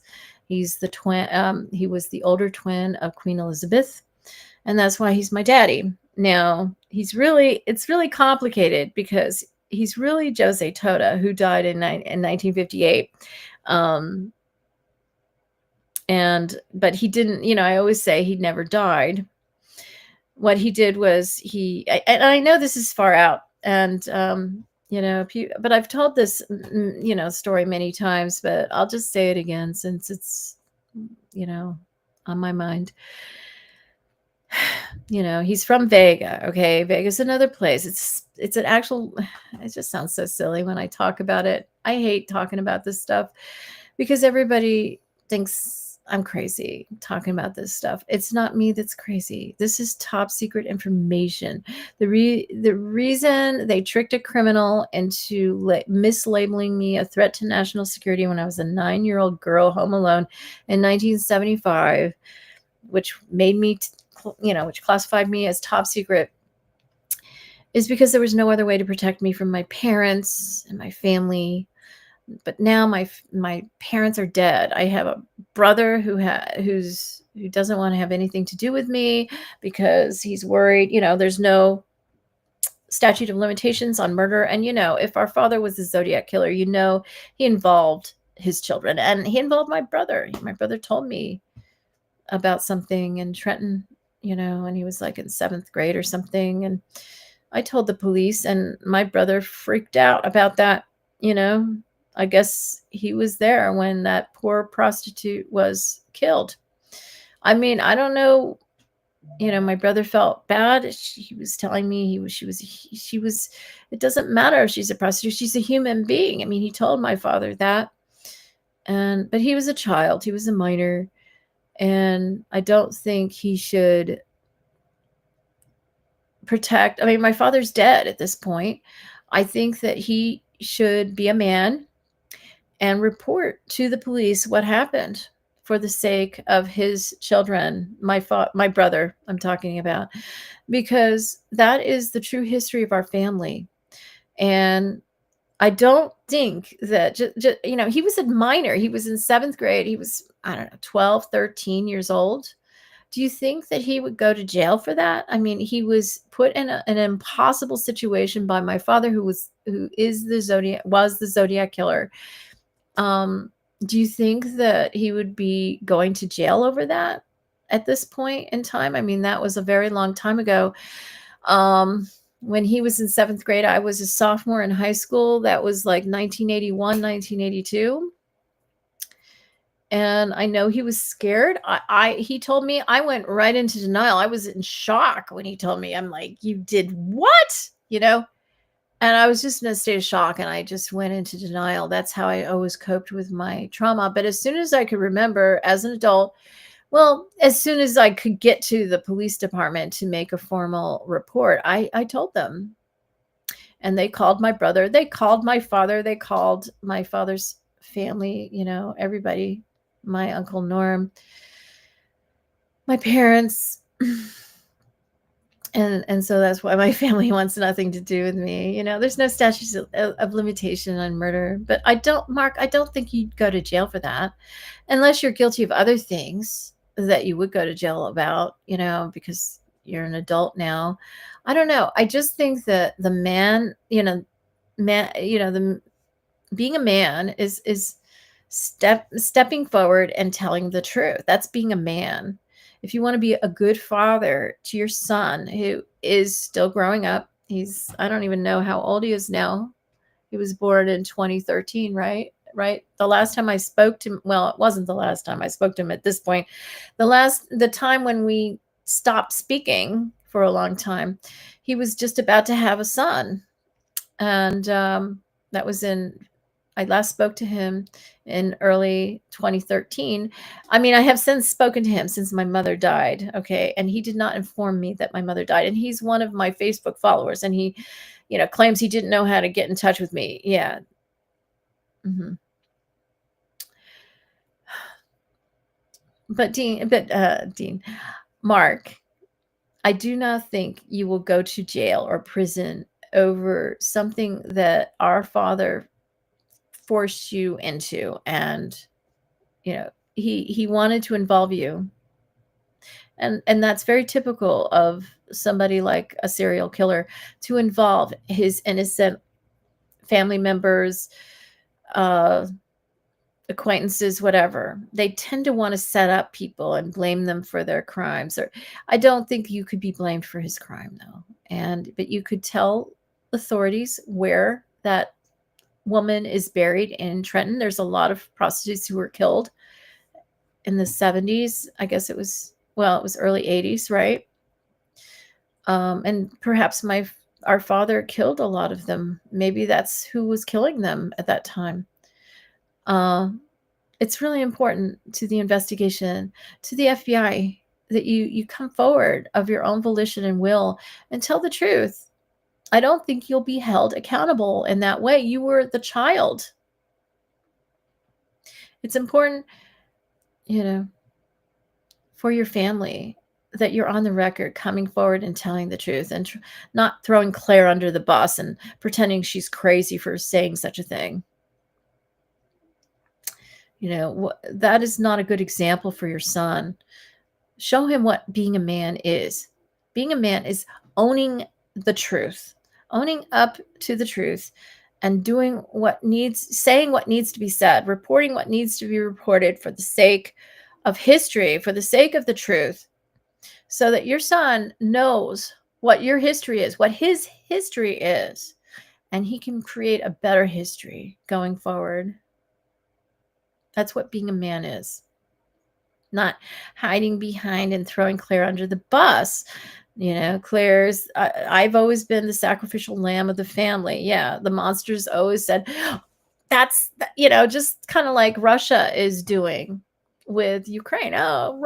Ukraine needs to treat Russia with respect.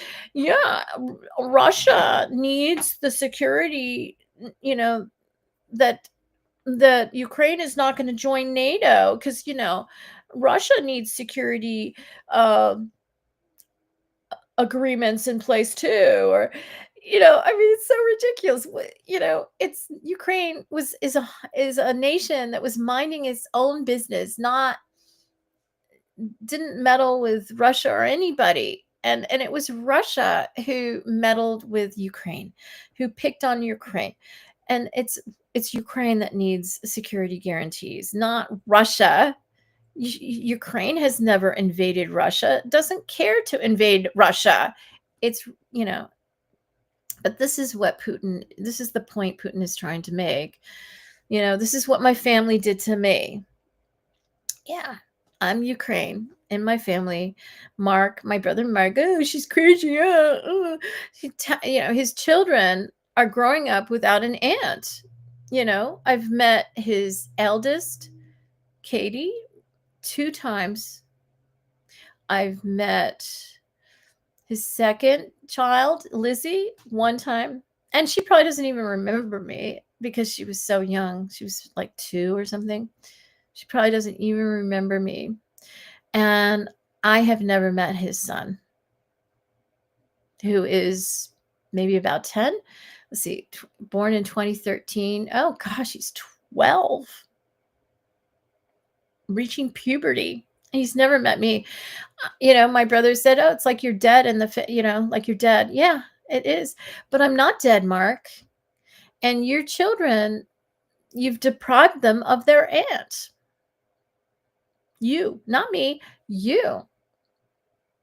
And they think they have some crazy aunt that doesn't deserve to know her nieces, and your nieces, your daughters don't deserve to have an aunt, to know their aunt.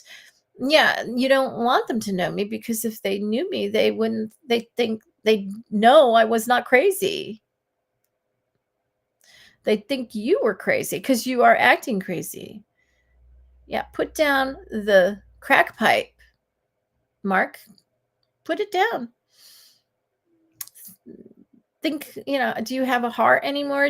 Can you think clearly? Have you smoked too much crack that you can't think clearly anymore? I know if you had dropped one more thing of acid, you said that you would lose your sanity, and maybe the crack took over and is the equivalent of one more thing of acid. I don't know.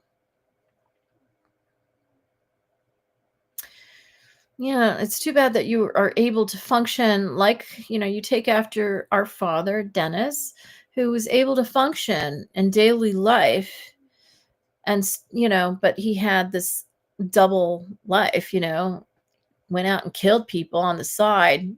He was able to go to work, Monday through Friday, he was a good provider, and he got promoted. He had a good career, right? But the only problem was that he couldn't stop killing people on the side. He was the Zodiac killer. Led a double life that my stepmother can't accept. She can't face the truth about that. She thinks my father was a gentle, sweet man. And he had a gentle, sweet side that came out a lot more when he got older. I didn't get to know that gentle, sweet side as much, because when he was younger, he was not sweet and gentle like that. I mean, he was always high on drugs. I mean, both my parents were drug users and alcoholics, both of them. And my brother is the same. He took after them. And my mother didn't function very well in daily life, and as the result, she was forced to get sober and clean. Well, she didn't stay clean. Mark got her into smoking crack, like himself. I remember a time when, at least he made me think this. My brother approached me, and I guess we were talking on the phone or something. Or maybe we were talking in person also at some other point. And he was saying, yeah, I really want to try crack just one time. And I told him, no, no, it's not one time with crack. With crack, you try it once and you're hooked. That's the way it's supposed to be. You're not going to do it just one time. Crack is a serious drug. You can't touch that. He's like, oh, I just want to try it one time. I remember him. He was obsessed with it at one time. And I don't know, maybe he had already tried it or he was about to. I don't know, but I know by 98 he was smoking it, because I got him and my mother on her back porch smoking it once, and that was the one and only time I ever visited my mother in New Hampshire, where she moved, Peterborough, New Hampshire. Yeah. It's really shocking My family is very shocking to me. And they operate on secrecy. Nobody knows. Nobody would know, right? I mean, my brother used to be open about his drug use. He used to be a deadhead, and he thought that was really cool. But, I mean, and he just has like a pipe and tobacco, and he just says he smokes tobacco, and it's just a cover for his crack.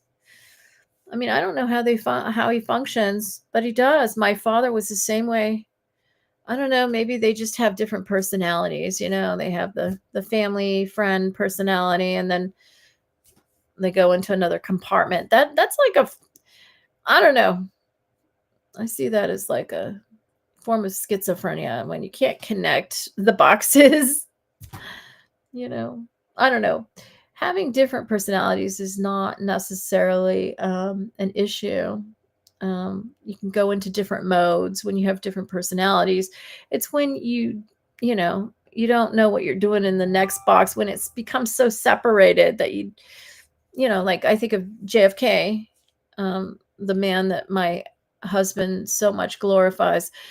He had women in other boxes. He had his presidential personality here, and then he, and then right in the Oval Office, he'd go into pimp mode or something, and have his women come in to the office, and it was just, I find that disgusting. I think he was a horrible example for men everywhere. And my husband very much admires JFK. He's obsessed with JFK, and I just think he was a horrible example of a man, even though he did a lot of good things politically and, while in office, in the office of the presidency. He was just a horrible example of a horrible horrible person to model your behavior after, men. I'm talking about men. I think that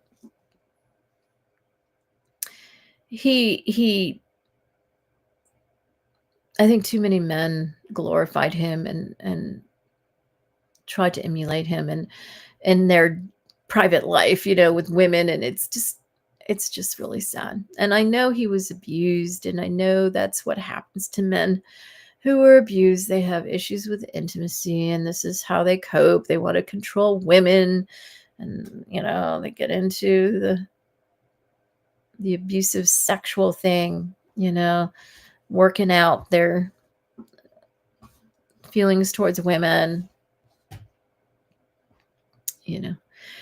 I'm sure their father took them to prostitutes, and this is the issue, and he was probably a minor at the time. This is what happened. Anyway, I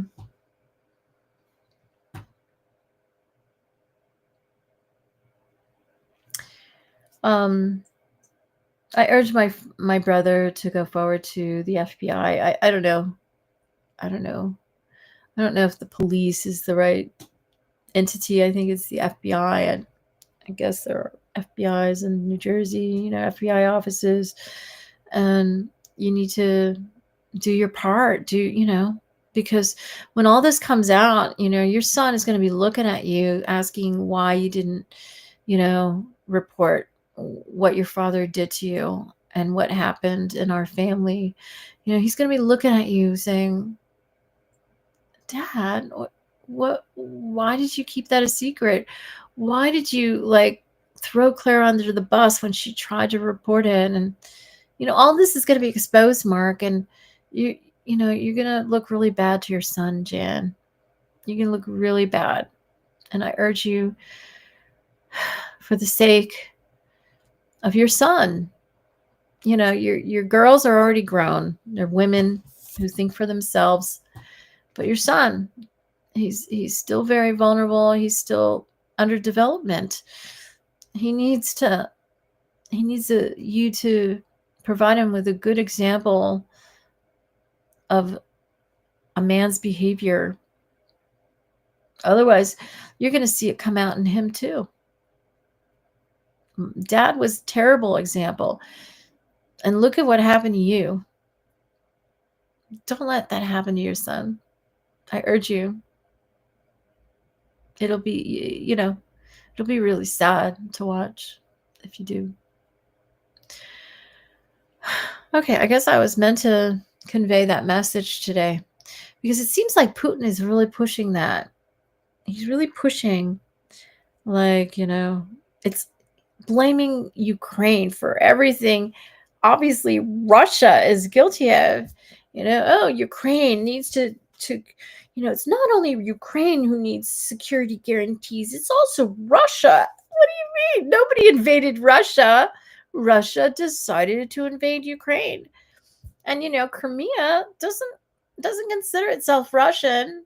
I don't know why you think you can keep Crimea. I think we should ask Crimea if it wants to be kept by Russia. From what I understand, before you annexed Crimea in 2022, was it 2022 or no? It was during Obama's administration, wasn't it? I can't keep track, or maybe it was 2022. That's Biden. When you did that, I thought it was during Obama. Let me check. I think so. When was Crimea taken over?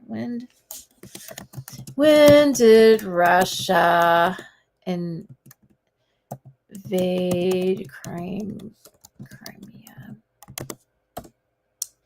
2014. I was right. Okay. And that's a long time ago. That's 11 years ago. And Crimea is kind of used to being occupied now. And yeah, and I understand that there was a lot of criminal element that was Russian, and they were the minority prior to Russia taking over. And then they used that, the takeover, the annexing, as an excuse to promote their criminal propaganda or whatever. And yeah, maybe because people are more used to Russia being in control of Crimea, they're less apt to say they're occupied by Russia. So what are they going to do? They don't want to be harassed by Russia, right? I mean, you're kind of on your best behavior when there's another country controlling you. You don't want to walk down the street and, you don't want to be bullied and messed with, right? Okay, Russia, whatever you want. So that, Russia has maybe a little more support today because people just don't know what to do. I mean, they don't have a choice. They're kind of used to it by now. Kids that were born at that time, they've grown up under Russian occupation. But everybody knows the history. And I think a lot of people, if they had to choose and there wasn't that Russia pressure or that influence, they would say we're Crimean. A lot of people were saying that before the occupation. And now I think if there wasn't any danger in being honest with how they feel, I think a lot of the people there would say we're from Crimea, we're Crimean. Yeah, the history was Ukrainian and now Russia's taken it over. But, most of the people do not speak Russian. It's a minority of people who speak Russian. Most of the people, there are more people who speak Ukrainian than Russian. So I just don't understand Putin wanting to keep it. It's been a long time. It's 11 years. I got married in 2014. We're going, our wedding anniversary is happening on September 5th. 11 years. It's a long time. But I just don't think Russia should be rewarded with that territory. It's not right. You stole it. So if you want that territory, you need to, I don't know, make it up to, if that is even a thought that you're going to keep it, then what are you going to do for Ukraine? How are you going to pay back Ukraine? That was their land. So what are you going to do for Ukraine? What Ukraine is the one who has a loss here. What's going to happen for Ukraine? Ukraine had to sell 50% of its mineral rights to the U.S. The U.S. owes Ukraine something because 50% of their mineral rights forever and ever is far more value than anything the U.S. ever provided to Ukraine. Ukraine is like an extension of the United States on a certain level. now that we own 50% of the mineral rights. And that's what Putin has done. He's brought the U.S. to their border. But, we have this insane president, in office right now named Trump. And I don't know. But yeah, I just want to know what's going to be done for Ukraine. I don't care about Russia. Russia, I don't care about you. I mean, I care about your people. Putin, I know you're my genetic father. I know you're one of the managers of my money. I guess you are. And I like my money, but, do the right thing. And I feel like you're intentionally putting me on display and my situation with my family on display, and the United States, behavior towards Claire on display. My own family has taken my money, and they want to pretend I don't exist. They don't want me to be declassified, because then the free checks stop. My brother, he gets a free check. I don't know how frequently or how much, but I get zero of my own money. And whereas my brother gets something on a regular basis, he doesn't want that to stop. And he thinks he deserves it. And I don't deserve it because I left the family. I had to leave the family. It's just like Russia saying, oh, we deserve consideration too. But you're the one that invaded Ukraine. It's Ukraine that deserves the consideration. You stole land from Ukraine.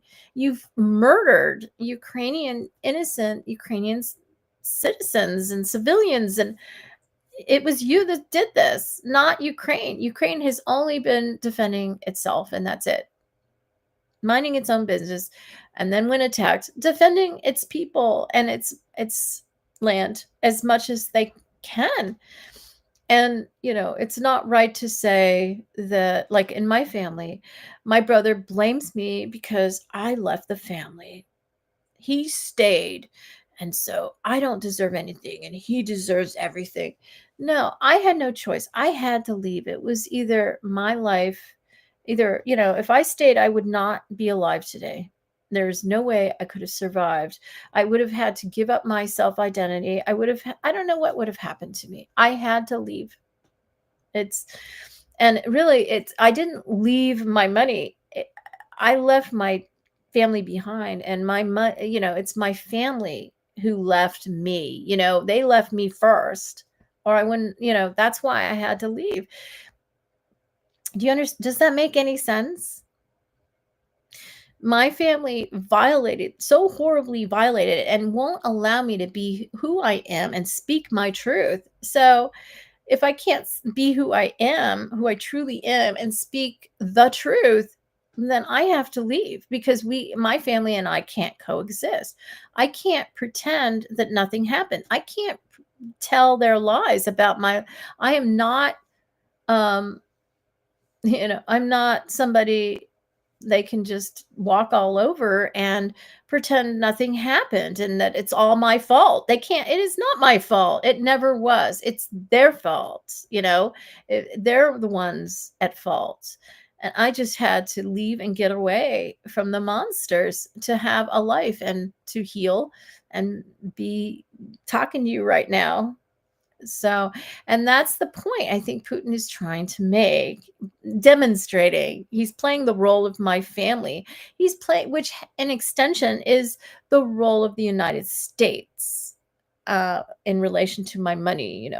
They won't declassify the U.S. government won't declassify me, and the United States won't give me my money. I'm not being treated like a whole person. And as a result, I'm still waiting to turn 18, because before you turn 18, you can't own anything in this country. I own a lot, but I've been 18 for how many years now? I turned 18 in 1983. And so there's a 2 there, right? So I think it's 42 years ago, because my high school reunion happened not so long ago, and it was the 40th and high school reunion. Can't believe it. I can't believe I'm that old. I don't feel that old. The reason I don't feel that old is because I haven't been allowed to have a life. I've not been allowed to have a life. The life I've been allowed is not satisfactory. It is not my life. I can't live another person's life. That's not me. I can't be in that little tiny box everybody wants me to stay inside of. I can't do it. If I could, maybe I would, but I can't. I have to be me. I mean, if it can't be me, it's like I am dead. But that's what Putin is doing. He's playing that role, the role of Mark Elliott, my baby brother. He's my junior by 2.5 years. It's not even, I'm the firstborn. My mother didn't even give birth to him. He was swapped at the hospital. He's not even in line. He's not in the lineage. Yes, he's genetically, he is my son with my father, Dennis Elliott. That's our son. I know, pretty messed up, huh? I mean, it was genetic. It was in the laboratory. It was, he's 2.5 years younger than me. I was 2.5. I don't think I could conceive a baby at 2 years old. Yeah.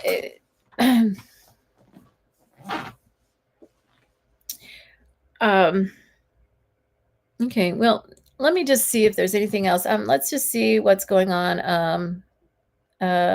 What's going on in relation to the Trump-Zelensky meeting. So it's been a little while, right? I don't know. Has it been an hour yet? Live updates. Okay, 11 minutes ago. Let's just see if there's some live updates. He's going to call Putin after the Ukrainian talks. Yeah, I know. But is there anything new? This was posted 11 minutes ago. Okay, so Trump, let me just share the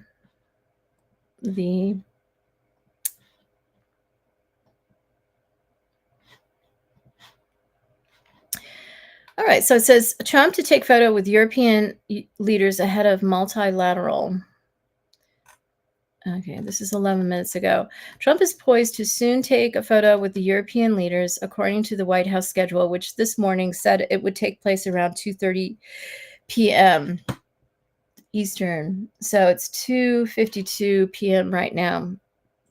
At roughly 3 p.m. Eastern, Trump is set to participate in a multilateral meeting with the European leaders in the East Room of the White House. Some of the European leaders have indicated that they will make a statement after their meeting with Trump.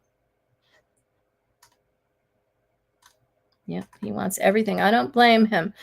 Zelensky wants everything for security guarantees. Yes, and he deserves it. He deserves it. Deserves nothing less. Am I even in this photo? I sort of am. Okay, I got to make myself kind of, well.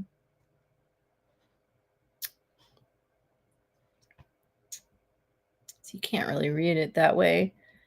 How does that work?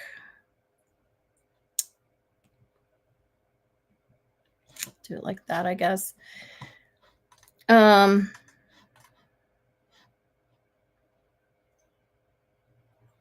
It includes 2 parts, he said. It's a lot about weapons and people and training missions and intelligence. And second, we will discuss with our partners. It depends on the big countries, on the United States, on a lot of our friends. Yeah. Look at this dude. He was in the room. It's actually a nice picture of him. Sits next to Rubio. Well, at least he behaved this time, right? He really picked a fight last time. I'm glad JD Vance, you behaved yourself. I thought they had you serving a hot pot of coffee outside the building. that guy looked so much like you. But I see you have some gray in your beard now. Are you going gray already?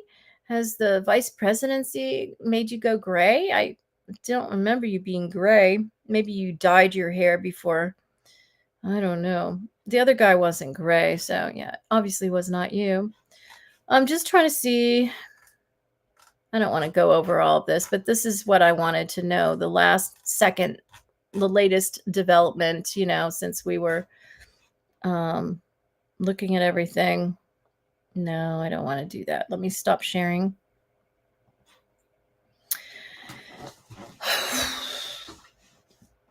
Okay, well, I guess we just gotta wait to see what the final outcome is. It's about 2.5 hours since I started broadcasting everything live. I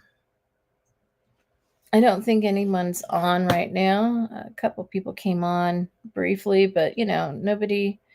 I don't have a lot of support right now, and it's okay. I mean, I just really need to get my message out.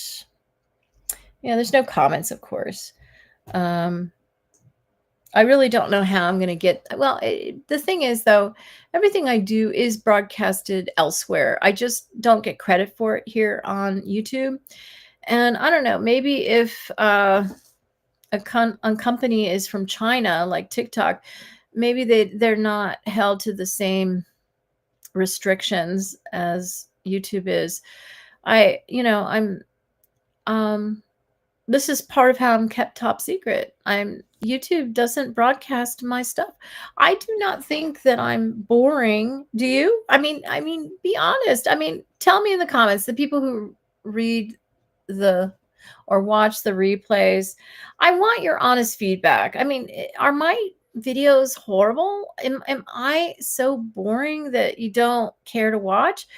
It's YouTube. It's the algorithm who doesn't push me out.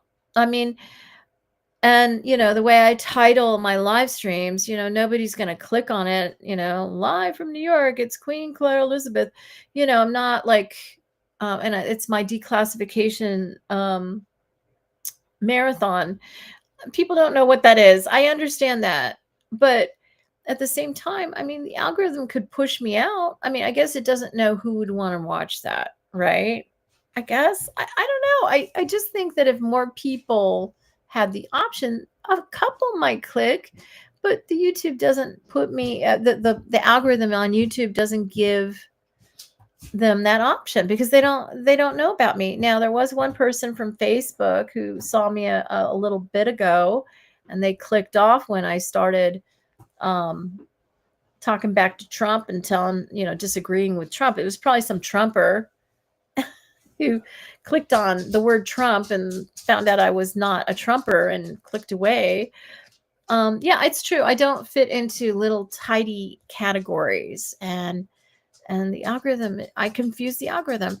I don't know what to do. I have to be myself, and I guess I've tried everything, and I do have another channel that I decided to start focusing on Nichiren Buddhism and just really going all in that. I started a new channel. I decided not to. Did I use an old channel? No, I created a brand new channel, a fresh new slate. I mean, the algorithm knows it's me, but and maybe that's the problem. I don't know. And I started making, they're decent videos. I mean, I haven't posted a lot because I can't afford Hey Jen to create my avatar. I mean, yeah, I could just start narrating the videos myself, I guess, but I wanted to keep that avatar going. I thought it was really cute. And I can't afford it right now.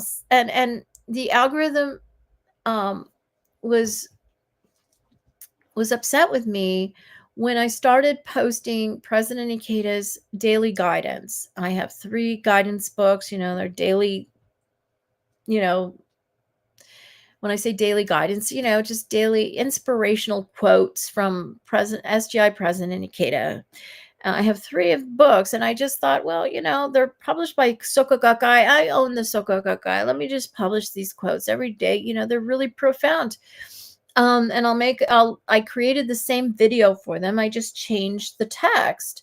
And I guess the algorithm is programmed to shut you down when you use a very, very similar content. I mean, I thought, well, because I'm changing the text, changing the thumbnail, I mean, it's the same template.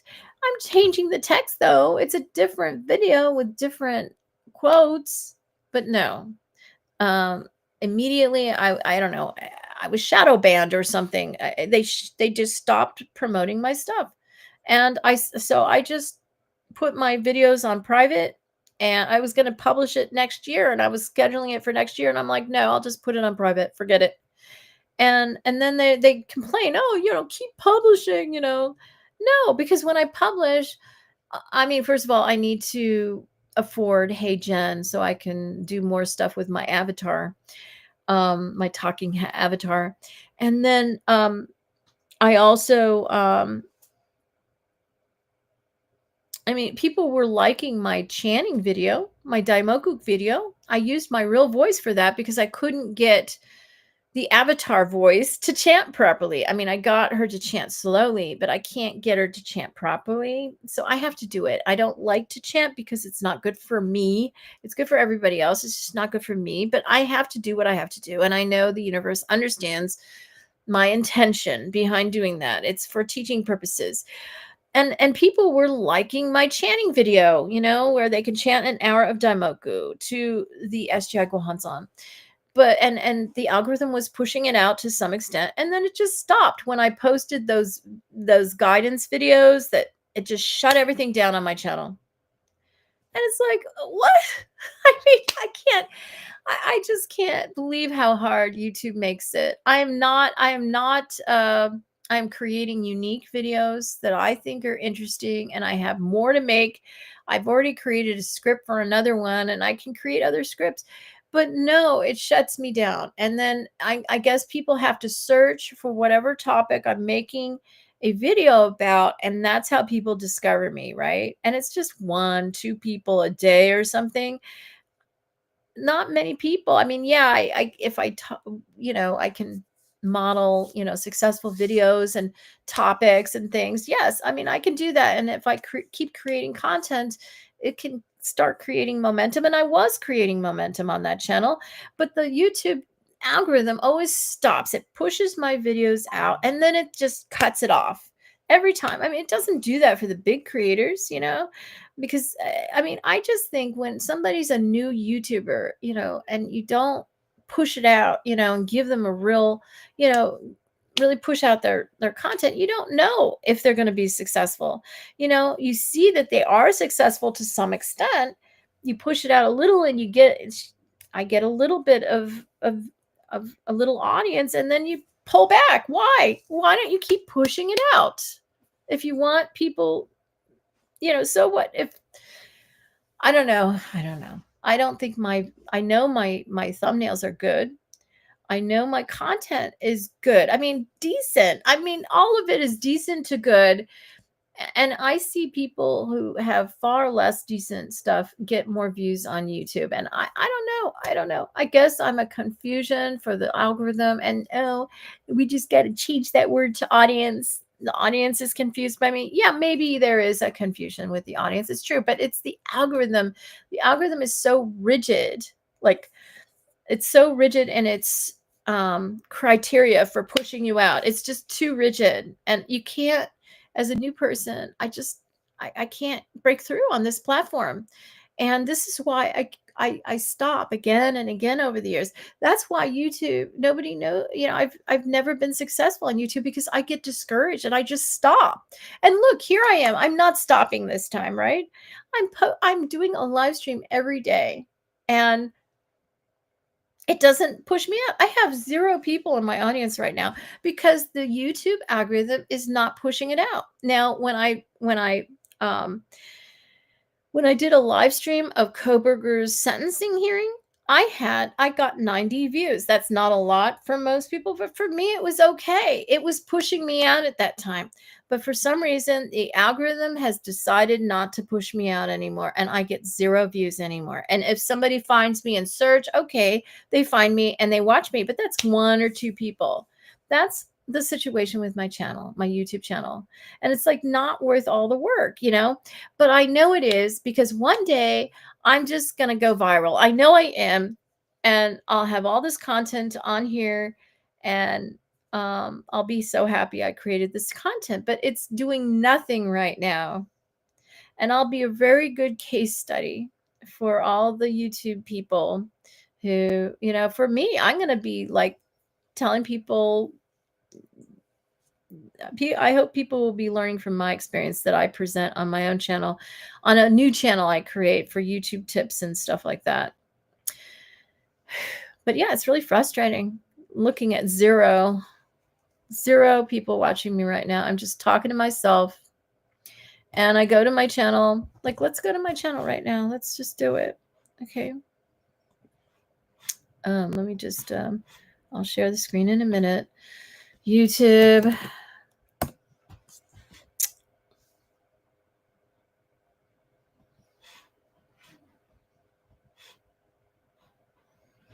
Okay. Share screen. Share. Okay, so here's my channel. Okay, here I am live right here. I won't click on it because I'm live right now. I'm on day 8 of my Declassify Me Now marathon. Okay, look, this was one of my more successful videos. 95 views right now. It was stuck at 94. Look, I've only gotten 1 view since it was at 94. Right after, like, the algorithm pushed this video about Hulk Hogan. And I got 94 views at the end of its run. Like, it has a run, like, for the first 48 hours or whatever. And then the algorithm says, okay, enough, and pulls back and doesn't push it anymore. And it got 1 more view. And it's still at 95 views. And I published it 2 weeks ago. Not pushing it at all. Shadow banned, right? This one is up to 55, which, you know, this one is 26. 29, and this one, the first video I came back with 95 views, same as Hulk Hogan. Okay, but I've never gotten up there again. Now look at this. Okay, this is day, which one? Let me just, come on, show me. There it is. This is yesterday, right? I'm just making sure. Come on, show me. Day 6. Okay, this one, for some reason, YouTube is putting this out of order. This is day 7 here. This is the latest, but YouTube insists on putting this day 6, at the end. For some reason, I've tried to switch it around and it won't let me. It's really strange. Anyway, this is day 7, the last one. And yesterday I had two views. Day before, 5 views, 2 views. Oh, look, this one, no views so far. This is what? Day what? Day 4, got no views. This one,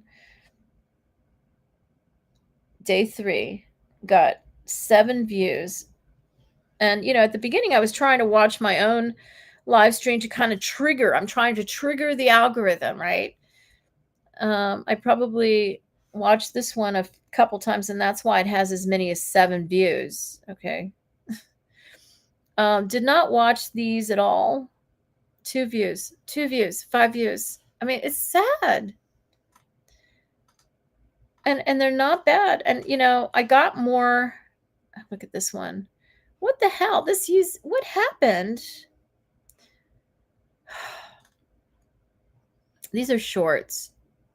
This has 1,000 views. This has 1.4 views. And these are shorts. You get paid a hell of a lot less for shorts, It's not even worth it. I mean, yeah, you get something, but I'm not going to sacrifice long form. But see, YouTube is teaching me not to make long form content. It wants me to make shorts. And that's why I made a shorts channel, because I don't want this to become a short channel, and nobody watches my long form. And that's where the money is. And I'm a long form girl. Okay. I have a lot to say. I'm not I like shorts, but there's so much more to me than that. Here's my Buddhism is the Truth channel. Look, this was when it had its full run was like 130 views. It's gotten 8 views since then. This one was like 26 or 24, and it's got 27 now. 10 views for this one. This was my first video. This was me chanting for an hour, and people really liked it. It was going to be successful. I've done this a few times. I've seen other people do it, but without the algorithm, nobody finds it. Nobody knows about it. Okay. It's very frustrating. Look, my music video has only gotten 8 views. That was a cute music video, if you ask me. This is old. This is an old trailer from like a year ago. It's only gotten 47 views.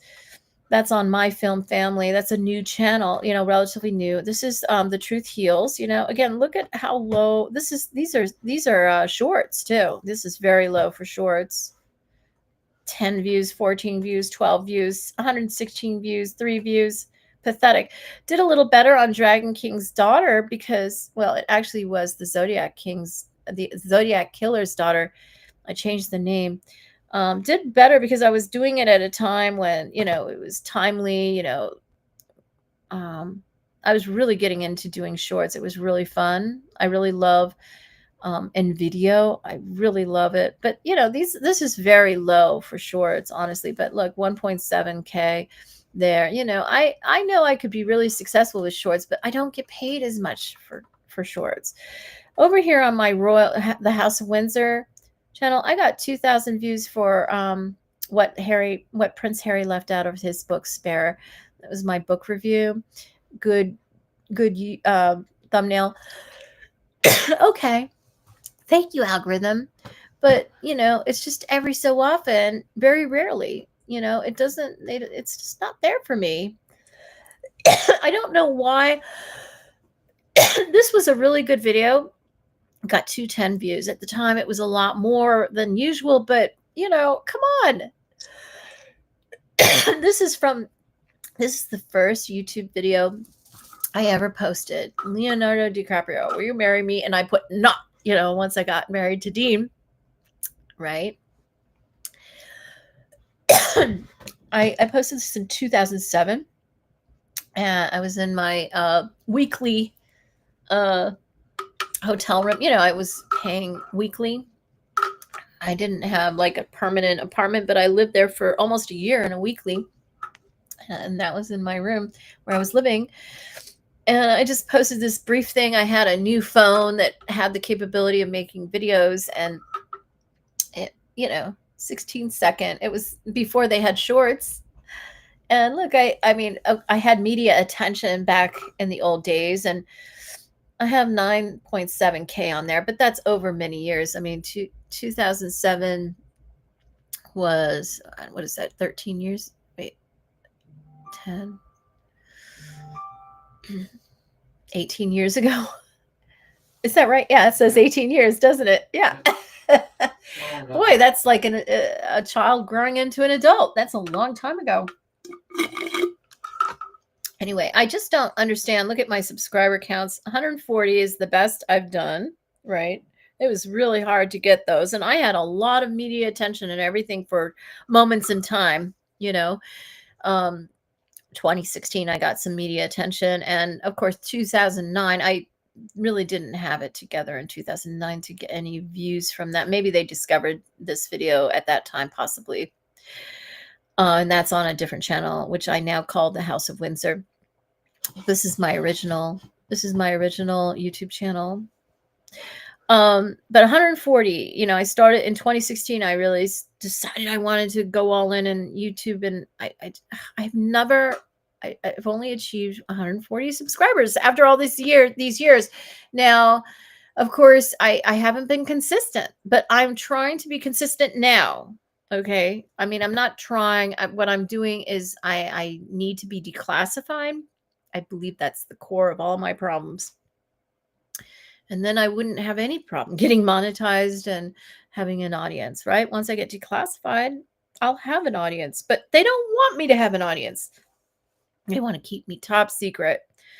You know, Dragon King's daughter, you know, it was called the Zodiac Killer's daughter. 24 subscribers, got 25 subscribers for the House of Windsor, and, you know, was not focused on these two channels very long each time. This is my original channel. But I never posted anything after this video for years and years until I decided to make it into my royal channel. And then Dragon King's daughter, I got very, I created it and got really active on it in 2023. You know, going back here, I'm a topic, Claire Elizabeth Elliott. I recorded a song a cappella. I don't even remember what the song is now. Borderline, right? Madonna's Borderline. I co-wrote that song, and I sing it, a cappella. It's a very bad recording, but I did it. 4 subscribers for me as a topic. 10 subscribers for Buddhism is the Truth. I guess that's decent for a brand new channel with only 3 videos on it. But I hear about these people who post one video and they become viral overnight. Probably half naked, gorgeous, in shape, young woman. I don't know, showing her cleavage. I don't know how people do it. Okay. The Truth Heals. I decided to brand myself The Truth Heals. I was going to focus all in on that. I got 11 subscribers. I focused on that I think in last year or something. Got 11 subscribers. PewDiePie DNA. Dean and I, we're PewDiePie Felix. His name is Felix. We're his genetic parents. We did not raise him, of course. He has wonderful parents in Sweden who raised him, but we are his genetic parents. And we watched a couple of his videos. I think it was just 2 videos we did, right, Dean? Yes. Was it just 2 or something? Dean's in the room. And we got 7 subscribers and a few views. I don't know. Here's my, I call it, I called it the Original Madonna channel. I was going to go all in with that name, the Original Madonna, but I think that's an issue in the music industry. I produced Madonna. I co-wrote all her song, co-produced everything. She owes me. Okay. She owes me her career. Okay. Yeah. She's the performer. She's the one that everybody knows is Madonna. And that is the name she was born with. But I'm the original Madonna because, she's me. It's a long story. She's one of my alternate personas. Okay. When I was 8 years old, and I was going to do that, but I think it is a legal issue. I mean, I'd have to straighten out the legal issue with that before I could be the original Madonna and put out albums and music by that name. So that's why I changed it to my legal name, Claire Elizabeth Elliott. I mean, that's not very memorable. It's not really a good band name or anything or artist name, but I just thought to be safe legally, I should probably do that and work out the legality of it later. My film family. This is inspired. This name is inspired by the channel that my genetic son BG Jackson created together with Prince Jackson and family. Where they review films. He stopped doing it a long time ago, but he was doing it up until he turned 18 or so, I guess, to, I don't know, maybe put himself out there to get his part of the inheritance when he turned 18. I really don't know. He just stopped doing it. I'm really sad he just cut it off and doesn't do that anymore. I thought it was very interesting. I haven't watched every video, but I was inspired, and they call it Film Family. And so I called this one My Film Family, and I created my little music video recently, and I really had fun doing that with using AI. I really love AI filmmaking. And, I got a few views, but not a lot. 2 subscribers. And I think those 2 subscribers are me. I don't think it's anyone else. This Claire Elizabeth Elliott, I don't know, somebody did this and they posted all these music videos with, I don't know, using animation. And I'm pretty sure it's me. Somebody else posted it, but I put it here because I'm pretty sure it's my work. But nobody knows about the channel. It only has 10 subscribers. I don't know. I don't know what kind of music it is, if it's AI music or what. I just know it's probably something I did when I was a kid. So I have it included here. I think Prince is in here too, because I co-wrote all his stuff, and he was one of my paper husbands, and, I was the sole heir of his estate, but, because it's top secret, nobody knows. And I don't get a penny of it in my hands yet. It's just in my accounts. I don't know. My life sucks. Okay. It just sucks. And this is the situation with YouTube. And so I'm realizing that, I had a lot of success when I'm trying to think what video it was that was successful thanks to TikTok. Was it one of these?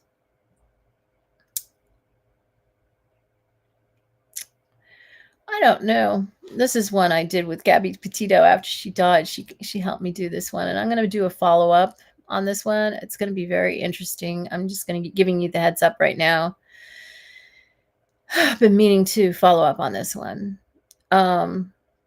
He was in Appalachia, okay, and I know where he is, and I reported it to the FBI and everything, but I've never updated my channel because it's a long story, and I needed to kind of lay low for a while.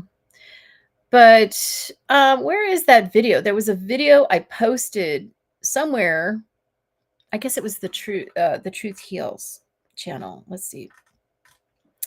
It was on this channel that I posted the video that did well. I mean, oh wait, I don't want to do that.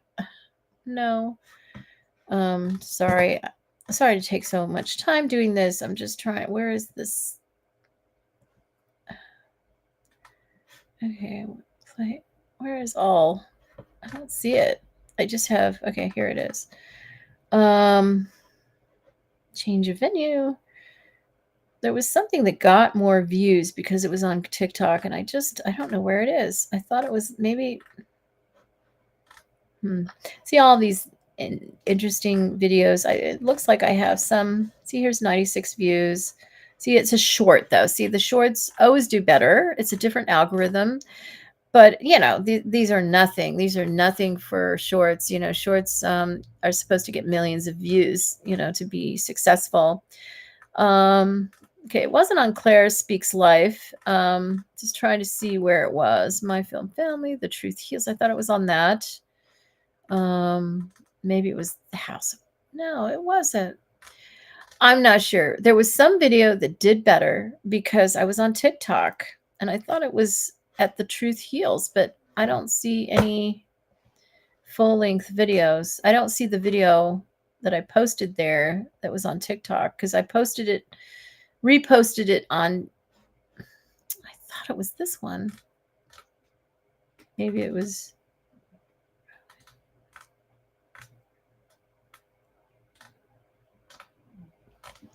I do not see it. Oh, maybe it was this. Oh, here it is. My reaction to JFoy 3.0's latest video on TikTok about the Zodiac Killer. 876 views. See that? See how what TikTok did for me? I had this the Truth Heals channel posted on TikTok, and everybody from TikTok came over here to watch this video on YouTube, and I probably got some subscribers too. That's what TikTok did for me on YouTube. Okay. But then the next video I got 44 views. I didn't get, it was because I posted the link over on TikTok that I got 876 views on this 5-minute video over here. It isn't a short, even though, yeah, it's not short enough to be a short, to be considered a short on YouTube. Okay. 876 views. And you can see I don't get that on YouTube at all. And I was like, oh yeah. And I was trying to ride the momentum, but I just couldn't. It was just not at the right time in my life. I guess it was 11 months ago, just before we were moving to New York State and everything. And I lost the momentum, and I knew, I was sad that it was going to happen that way. Well, look, I did. I followed up. It was 11 months ago. It was the same time period. I only got 44 views. I was talking about Brian Koberger. World Tribune expert reveals shocking truth about 9/6/2024. Really? I don't even know what that is. I don't know the shocking truth. 9/6. I was going through a World Tribune at that time. 20 views. This is a Pisces full moon eclipse brings spiritual shift. Live stream, 30 views 10 months ago. So that was so 11 months ago would have been like September, right? Because yeah, right? Or yeah, because we're almost at 12. This would have been August. This would have August.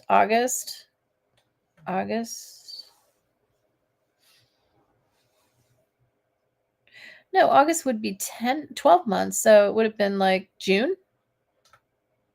Yeah. 11 months. That would be September. And then, yeah, you would think it August, but I guess, I guess it would be October, right? So September, October. I did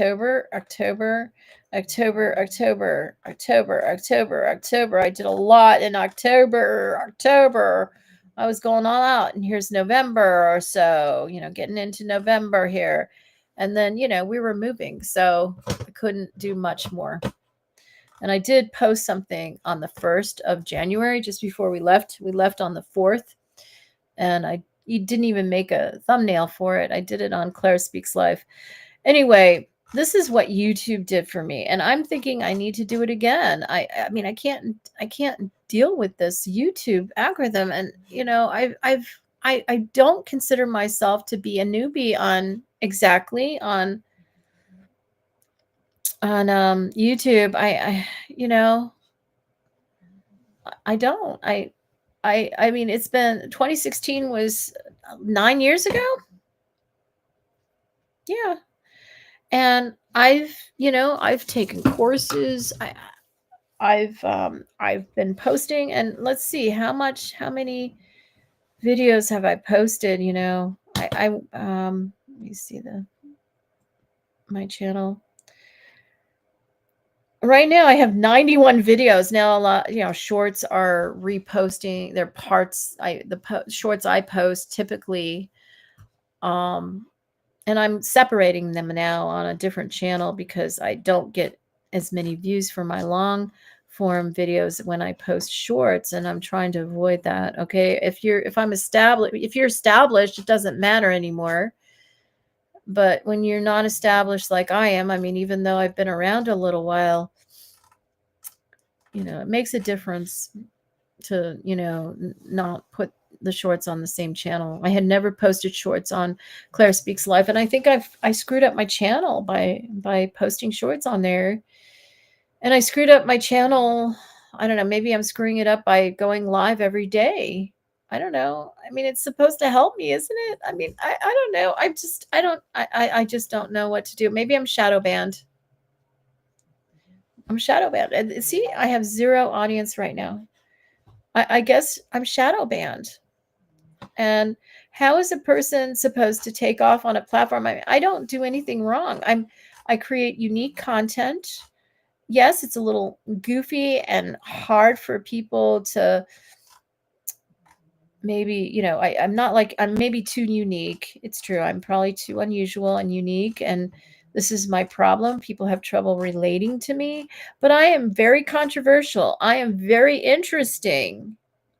And I do have an audience out there. If only I could be connected with it. And there's something wrong with the YouTube algorithm if I can't find my audience, because pretty soon I will have, I mean, I know in the future I will be like the biggest YouTuber in existence. I know I'm going to outdo even Mr. Beast. I'm saying it right now today. Today is Monday, August 18th, isn't it? I'm going to replace Mr. Beast as the #1 YouTuber on YouTube. Just being me.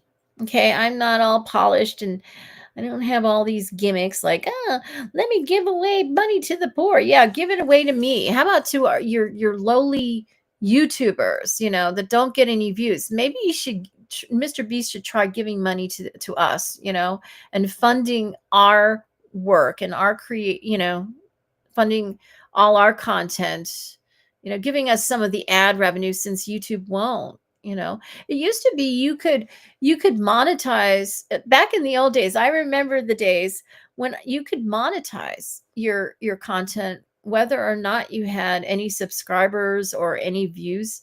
I remember those days. I don't know why they don't do that now. I mean, I guess what they do is they steal your ad revenue. Now, on my brand new channel, The Truth, Buddhism is the Truth. I see YouTube is advertising, putting ads on my Daimoku, you know, the video that has the most views. Can you please hand that? Okay. This is my alarm going off telling me I have a live stream. You know, I'll be late if I don't set 2 alarms. But see, I started the live stream early today because of the Trump Zelensky summit, as they're calling it. Wait, that's not the right one. I need the alarms. I got to turn them off so they don't go off again, because I've already satisfied it for today, and I'll have to turn them on again for tomorrow. Yeah. No, there's something wrong with the YouTube algorithm. They say, oh, we try. It's bullshit. Everything everybody says, it's bullshit. You know, because if I can't get views, and I'm not bad, I make really good. I think my thumbnails are really good. You know, I know they're good because people click on them. And yeah, maybe they don't watch. That's my weakness. They don't watch my stuff enough. They just watch a few minutes and they click off. But I don't know that it's because my stuff is bad. I think it's because people don't know who I am, and they think, you know, they judge me. And that's why I wanted to focus on a channel where I'm just talking Nichiren Buddhism. I'm not talking about Claire's zany stories and zany experiences, crazy life, you know. And then YouTube shuts me down when I try to make a cute little daily guidance video, you know, and I can't, you know, I don't get any views again for a different kind of reason. And I know I'm not the only one. I know this is the problem with small YouTubers. And I mean, and I've been around for a while, and I know all that you're supposed to do. I know the first 30 seconds. I know the title, the thumbnail. I know all this shit, you know. But you know, when it comes down to it, I just have to be myself. And you know, I really think I can make a really good Buddhism is the Truth channel, but I need the YouTube algorithm to cooperate with me, because I'm going to make some really good videos. I'm just waiting to be able to afford my avatar. Can't afford it right now. Okay. I can't even put food. I hardly have any food in my refrigerator. So, you know, maybe I think next month I'll be able to catch up with a few things and be able to do a couple things like that. But it's not going to be for a couple weeks. And this is the problem. I did think that the key was going all in on Buddhism is the Truth, just going all in. I want to, you know, there's a Buddhism channel that is not reflective of the truth at all in my, you know, the truth about Buddhism in general. And I need to put the truth out there. And that's kind of more important in a way than putting my zany life experience out there, you know, in a way. I mean, there's a part of me that, I don't know. I'm a little discouraged. What can I say? I'm used to it though. Used to it. All right. So I'm getting past 3 hours here. Let me just check on the news, see if there's anything new that's happening that is worth mentioning or looking at. Trump meets with European leaders. Oh, look at that. Okay, watch on YouTube.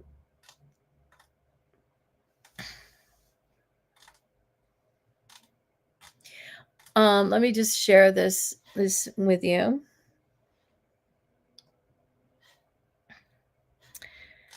All right. So there's a video. How long is it? I guess I have to go and see on YouTube, but it says what you need to know. President Donald Trump is meeting with Ukrainian President Volodymyr Zelenskyy and European leaders at the White House. Can you see me? Yes. Okay. Trump says negotiations to obtain peace in the years-long war prompted by Russia's invasion of Ukraine can take place while both countries are still fighting,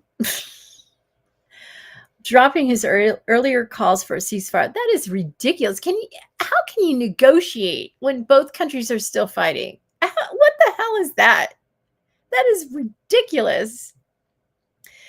Trump plans to call Russian President Vladimir Putin later today. Trump has suggested that Ukraine formally cede its Crimea region to Russia to achieve peace. Okay, yeah, just give them what they want. I'm sure they wanted a lot more, but I don't know. What does Ukraine get out of this? Okay, Russia owes. I mean, if Russia wants Crimea, and maybe we should ask the Crimean people what they want. They say that they don't consider themselves Russian at all. I mean, at least most of them don't. If anything, they consider themselves Crimean. Why hasn't that become a topic of conversation? What do the Crimean people want? I mean, let's forget about Ukraine for a moment. Let's talk about the Crimean people. And what does Ukraine get out of this? Okay, we know what Russia wants to get out of this.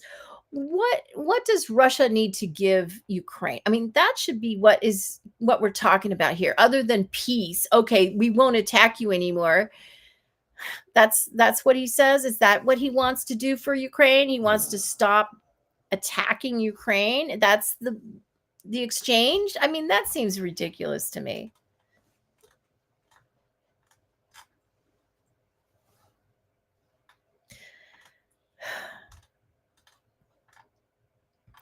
All right, so I'm just a little upset. I mean, it's just ridiculous. I can't believe this is considered normal behavior. Dean, what do you think about it? Like seeing two politicians talking, Yeah, and they all act crazy. They all crazy. Okay, so 18 minutes ago, Germany's Merz said, can't imagine, quote unquote, next meeting occurs without a ceasefire. Yes, I agree with you, Merz. I agree with you. Ukrainian President Volodymyr Zelenskyy left, and Finnish President Alexander Stubb, is that how you say it? Right. Look on as U.S. President Donald Trump front and center. I guess they're at a table, a long table. So they're looking on as U.S. President Donald Trump speaks during a meeting with European leaders in the East Room of the White House in Washington, D.C. on August 18, 2025. That's today, right now, as we speak. Merck says that all of the leaders at the meeting would like to see a ceasefire in Ukraine, but Trump seems to quibble with the German chancellor's assertion. Quote, the way is open for complicated negotiations. And to be honest, we all would like to see a ceasefire. This is Merz. Okay, I was trying to be like Trump. Sorry, I didn't mean to offend by talking like that. The way is open for complicated negotiations. And to be honest, we all would like to see a ceasefire, Merz says. The latest from the next meeting on, I can't imagine the next meeting would take place without a ceasefire. So let's work on that and let's try to put pressure on Russia, he says. Very, very understandable. That is very logical. Trump responds by suggesting Zelensky and Putin will speak. And we'll see how that works out. Oh, yeah, Putin's going to bully Zelensky, and Zelensky's not going to have a choice, right? He then adds, in the 6 wars that I have settled, oh, yeah, he has settled all by himself. It was his people who settled it. He didn't go over there and settle it. Why is he thinking he's the guy that does everything? In the 6 wars that I have settled. Yeah, I know he picks these little wars over in Africa, stuff that nobody looks at and notices. And he's like, oh, yeah, I can solve that. I can pay off these people.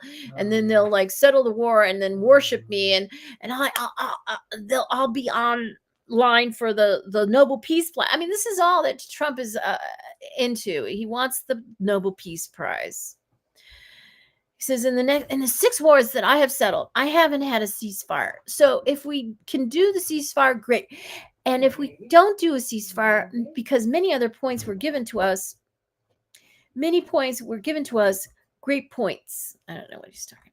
Russia is opposed to a temporary ceasefire. It should be a permanent ceasefire.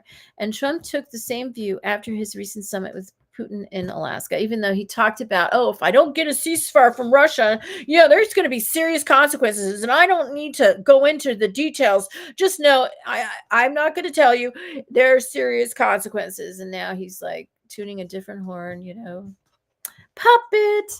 Yeah, if we in his ear are not like dangling the puppet strings, it's Putin, who's just another member of the team, apparently.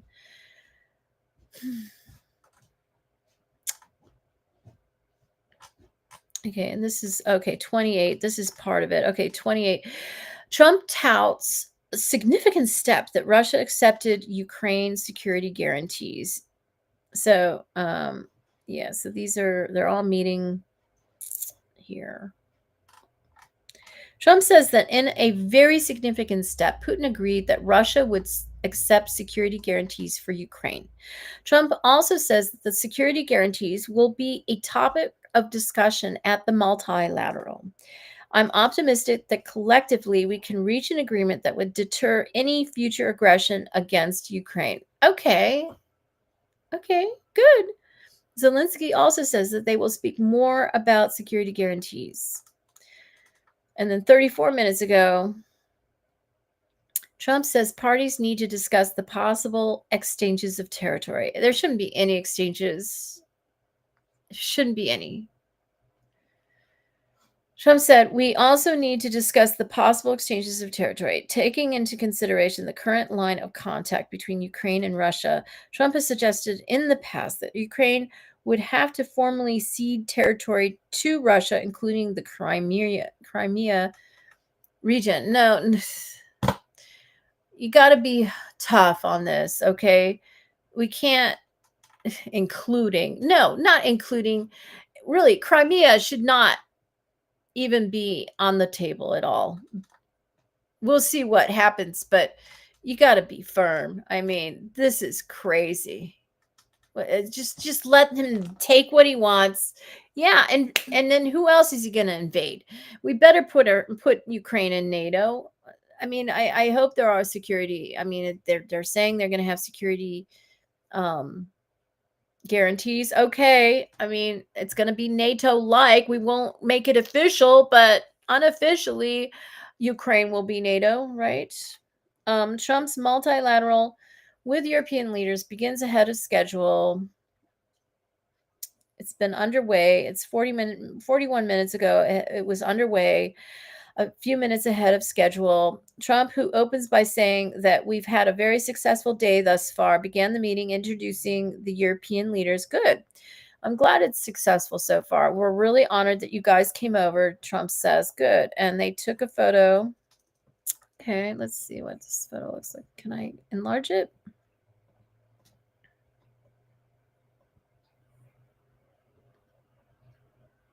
I'm trying to open it in a new tab, but did it open? Oh, it did. Okay, here we go. Let's share this tab instead. All right, and let's just...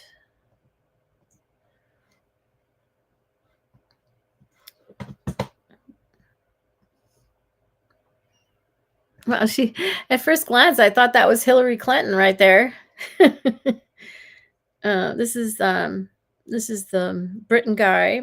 Is this the German guy? Or no, this is the German guy, right? This is President Zelensky. This is France. Somebody's Finland. I'm pretty sure this is the German guy. So these three, I'm not familiar with. One is Finland. I know she's European Union. And yeah, well, it's not important, but they don't look happy. She does not look happy. He looks serious. They're looking away. Serious. Yeah, nobody's very happy. And he doesn't look happy either.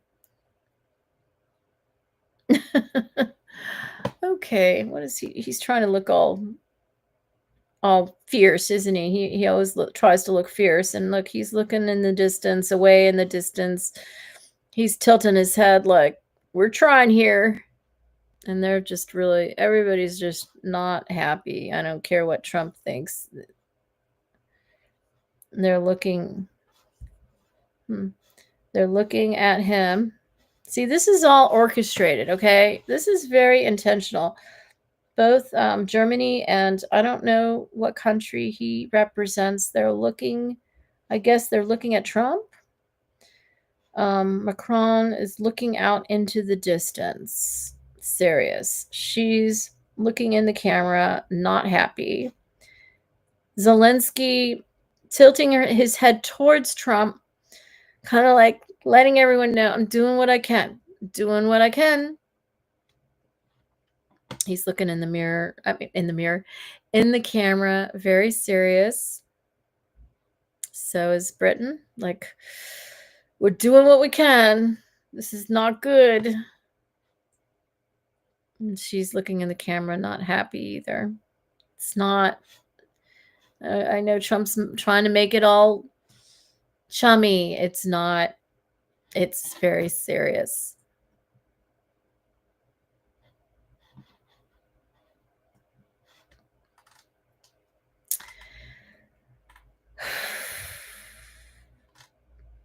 Okay, so let's watch. Is this a new video or is this a different one? No, this is a new with video. President Let's Putin see. today. We're going to call President Putin right after this meeting.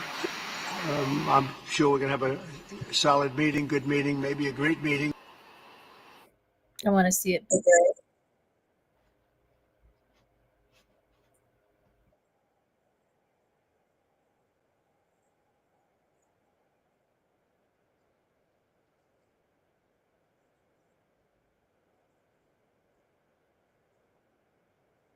Honored to welcome NATO Secretary General Mark Rutte, who's a great gentleman, great political leader in Europe generally, but now he's the NATO Secretary General, and you're doing a fantastic job. Thank you very much, Mark. Prime Minister Starmer of the United Kingdom, our friend and my friend, and doing really well, and people like him a lot. We all like him. Everyone knows President Macron of France, who's been with me from the beginning, one of the first people I met as a foreign dignitary, and I liked him from day one. And I like him even more now. That's pretty good. That's unusual. That's a pretty unusual thing. Prime Minister Meloni of Italy, who's a really great leader and an inspiration over there. She's served now, even though she's a very young person, she's served there for a long period of time relative to others. They don't last very long. You've lasted a long time. You're going to be there a long time. Chancellor Merz of Germany, who is a very strong person and a very strong leader and very highly respected in Germany. And he's my friend, and it's an honor to have him as my friend. Thank you very much. Very good. You look great with your tan. Where did you get that tan? I want to get a tan like that.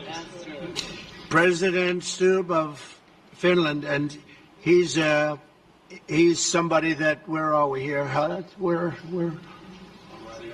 Oh, you look better than I've ever seen you look. But you've done a great job, and we wanted to have you here because you're somebody that we all respect. And you've had a lot to do with the success, I think, and the potential success. And thank you very much for being here. We appreciate it. And the President of the European Commission, Ursula von der Leyen, who is somebody that we just made a big deal with all of those countries. I don't know. I think you might be more powerful than all these guys at this table. I don't know. But we had a great negotiation, and you're respected all over the world. So I want to thank you very much for being here. It's a great honor to have you. The Alaska Summit reinforced my belief that while difficult, peace is within reach, and I believe that in a very significant step, President Putin agreed that Russia would accept security guarantees for Ukraine, and this is one of the key points that we need to consider, and we're going to be considering that at the table also, like who will do what, essentially. I'm optimistic that collectively we can reach an agreement that would deter any future aggression against Ukraine. And I actually think there won't be. I think that's even overrated, largely overrated, but we're going to find out. And I think that the European nations are going to take a lot of the burden. We're going to help them, and we're going to make it very secure. We also need to discuss the possible exchanges of territory, taking into consideration the current line of contact. That means the war zone, the war lines that are pretty obvious, very sad actually to look at them. And negotiating positions. President Putin, also you have President of Ukraine, who is you just met a little while ago, and we're going to try and get a three-party meeting, maybe as soon as we can. And I have a feeling you and President Putin are going to work something out. Ultimately, this is a decision that can only be made by President Zelensky and by the people of Ukraine working also together in agreement with President Putin. And I just think that's very good things are going to come of it. So I hope we have a good meeting. And if we can have a good meeting, I'll set up a meeting with President Putin. And if you'd like, I'll go to that meeting. And not that I want to do that, but I will do that because we want to save a lot of people from dying. A lot of people are dying, and we got to save them. We got to save it. 5,000, 6,000, 7,000 people sometimes a week. All of us would obviously prefer an immediate ceasefire while we work on a lasting peace, and maybe something like that could happen. As of this moment, it's not happening, but President Zelensky and President Putin can talk a little bit more about that. You know, in the 6 or so wars that we stopped, we haven't had a ceasefire. And so I don't know that it's necessary. You can do it through the war, but it would be, I like to see ceasefire from another standpoint. You immediately stop the killing. It would be good to but I believe a peace agreement at the end of all of this is something that's very attainable, and it can be done in the near future. With all of the wars that I got involved in, we only have this one left. Of course, as I walk out the door, there'll probably be a new one starting, and I'll get that stopped too. But I thought this was going to be one of the easier ones. It's actually one of the most difficult. They're very complex. The next step would be for a trilateral meeting, and that will be worked out. And I just look forward to working and having a great result. We're going to spend a lot of time today talking about, and we're really honored you guys came over. I mean, these are the heads of major countries, and respected all over Europe. And they speak for largely, I think I should say, but pretty much for the other countries of Europe. And we will come to a resolution today, I think, on almost everything, including probably the security. And that's pretty much the story. I'd like to say, Mr. President, would you like to say something? You have the media. If you want, you could come over and you could stand, you could use mine, or you could just turn around, whichever you feel comfortable with. Thank you so much. I can speak without microphone. Thank you so much. I think that we had very good conversation with President Trump. Very good. And it really was the best one. Or sorry, maybe the best one will be in the future. But it was really good. And we spoke about very sensitive points. The first one is security guarantees. And we are very happy with President that all the leaders are here, and the security in Ukraine depends on the United States and on you and on those leaders who are with us in our hearts. They have been online before yesterday, and etc. So a lot of countries on the side of Ukraine, our people, and all of us want to finish this war, stop Russia and stop this war. We spoke about it, and we will speak more about security guarantees. This is very important that the United States gives such strong signal and is ready for security guarantees. The second point, or maybe the first, humanitarian direction, very important to exchange all the prisoners, and I think that President will help. And I was very thankful to your wife again, Mr. President, for the letter about our abducted children, and I hope that really it can be a historic role for the people to bring kids back to the families and be happy and get the families back. Yes, this is so important, and I'm happy that we discussed it, this track with the President Trump, and I hope that we will find decisions And then what is very important that all the sensitive things, territorial, etc., we will discuss on the level of leaders during trilateral meeting, and President Trump will try to organize such meeting, and he said that he will come or not come. Ukraine will be happy if you will both want me participate. there, I will be there. Yeah, thank you. And I think this is very important. Yes, so security guarantees, bringing kids back, and all our people, not only warriors, first of all warriors, and all the civilians, journalists, a lot of people in prison. So we need them back. And guarantees which will work for the years, we spoke about it, and I showed the President a lot of details on the battlefield, on the map. Thank you so much. Thank you for the map, by the way. Good map. It was great. I'm thinking how to take it back. We'll get you. No. I think that we had constructive, specific meeting, and I'm very thankful to all the leaders who are here, and you helped a lot, and so we are happy that we have such big unity today. Thank you, Mr. President. Thank you very much, for hosting us. Mr. Thank President. you. I think you'll see that President Putin really would like to do something else. I think when we set that up, when we do, I think it's going to be when, not if. I think you're going to see some really positive moves. I know there's over 1,000 prisoners, and I know they're going to release them. Maybe they're going to release them very soon, like immediately, which I think is great. But we're going to set that up today after this meeting. So very good and great remarks. I appreciate it. Mark, as head of NATO, maybe you could say a few words, please. Yes, I will be very brief. I really want to thank you, President of the United States, dear Donald, for the fact that you, as I said before, broke the deadlock, basically with President Putin by starting that dialogue. And I think it was in February that you had the first phone call, and from there we are now where we are today. And that is, I think, if we play this well, we could end this. And we have to end this. We have to stop the killing. We have to stop the destruction of Ukraine's infrastructure. It is a terrible war.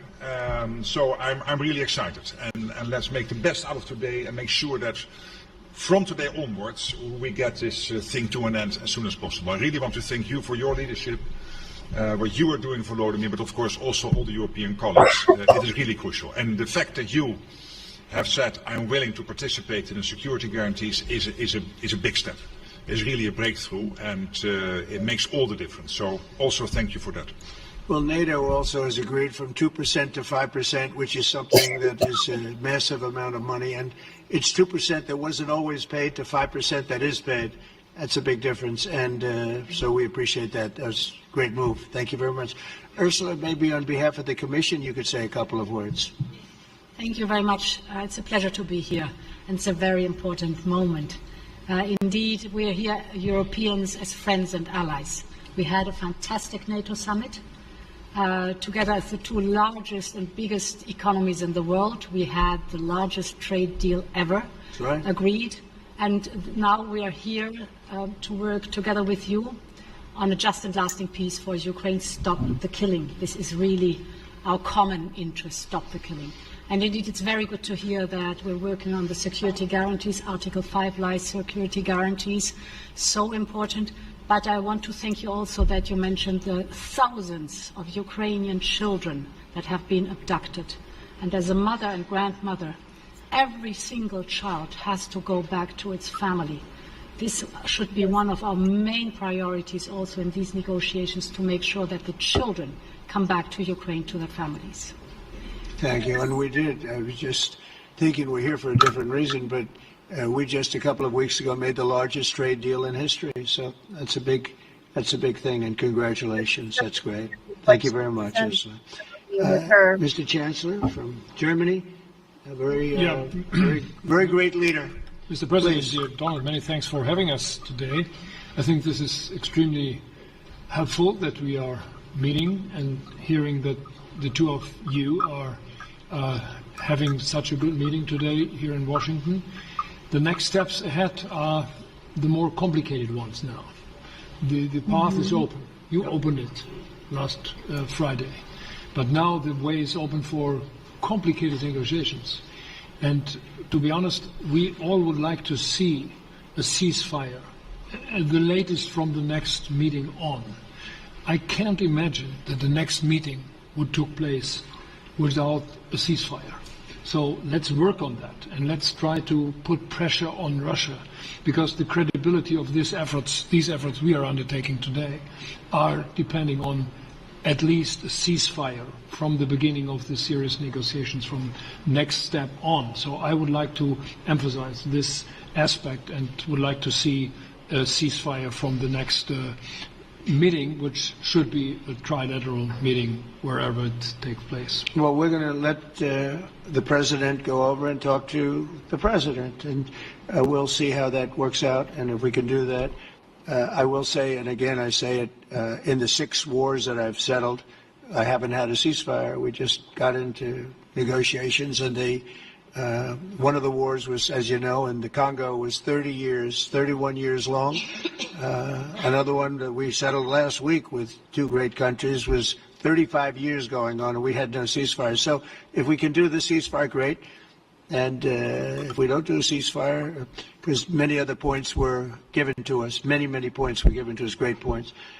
Please, Georgia, go ahead. Well, thank you very much, Donald, Mr. President, for hosting us today in this important meeting. And I think it is an important day, a new phase, after 3 years and a half that we didn't see any kind of sign from the Russian side that there was a willing for dialogue. So something is changing, something has changed, thanks to you. Thanks also to the stalling in the battlefield, which was achieved with the bravery of Ukrainians and with the unity that we all provided to Ukraine.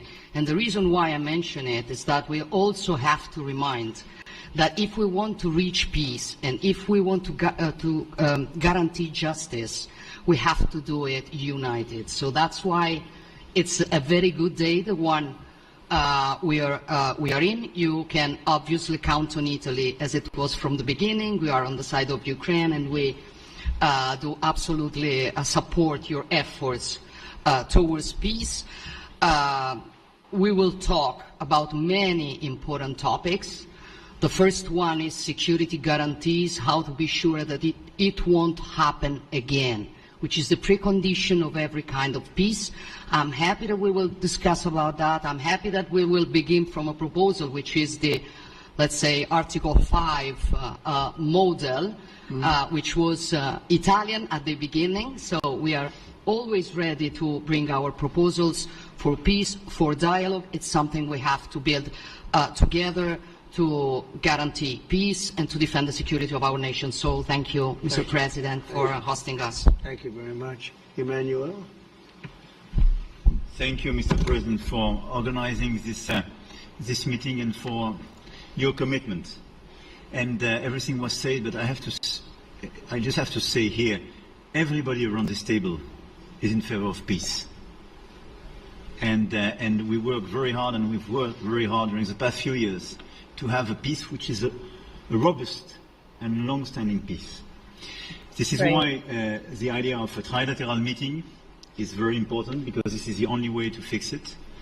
And by the way, I think as a follow-up, we would need probably a quadrilateral meeting, because when we speak about security guarantees, we speak about the whole security of the European continent. And this is why we are all united here with Ukraine on this matter. In order to organize such a trilateral meeting, your idea to ask for a truce or ceasefire, at least to stop the killings, as we discussed, is a necessity. And we all support this idea. And in order to have such a long-standing peace for Ukraine and for the whole continent, we do need these security guarantees. And the first one is clearly a credible Ukrainian army for the years and decades to come. And the second one is our own commitments, all of us. And we worked very hard during the past few months amongst the coalition of the willings, with the support of NATO, to build the different pillars of security guarantees and our commitments. And you can be sure that the Europeans are very lucid about the fact that they have their fair share in these security guarantees for Ukraine, but their own security is clearly at stake in this situation. So you can count on us, as we can count on you, in order to deliver this robust peace for both Ukraine and Europe. Thank you very much, Emmanuel. Mr. Prime Minister. Thank you very much, Mr. President, and thank you for hosting us here. Can I start where Emmanuel started, which is we all want peace. The war in Ukraine has had a huge impact, particularly on the Ukrainians who've borne the brunt of it, but it's also had an impact on Europe and on the United Kingdom. There's not a family or community that hasn't been affected.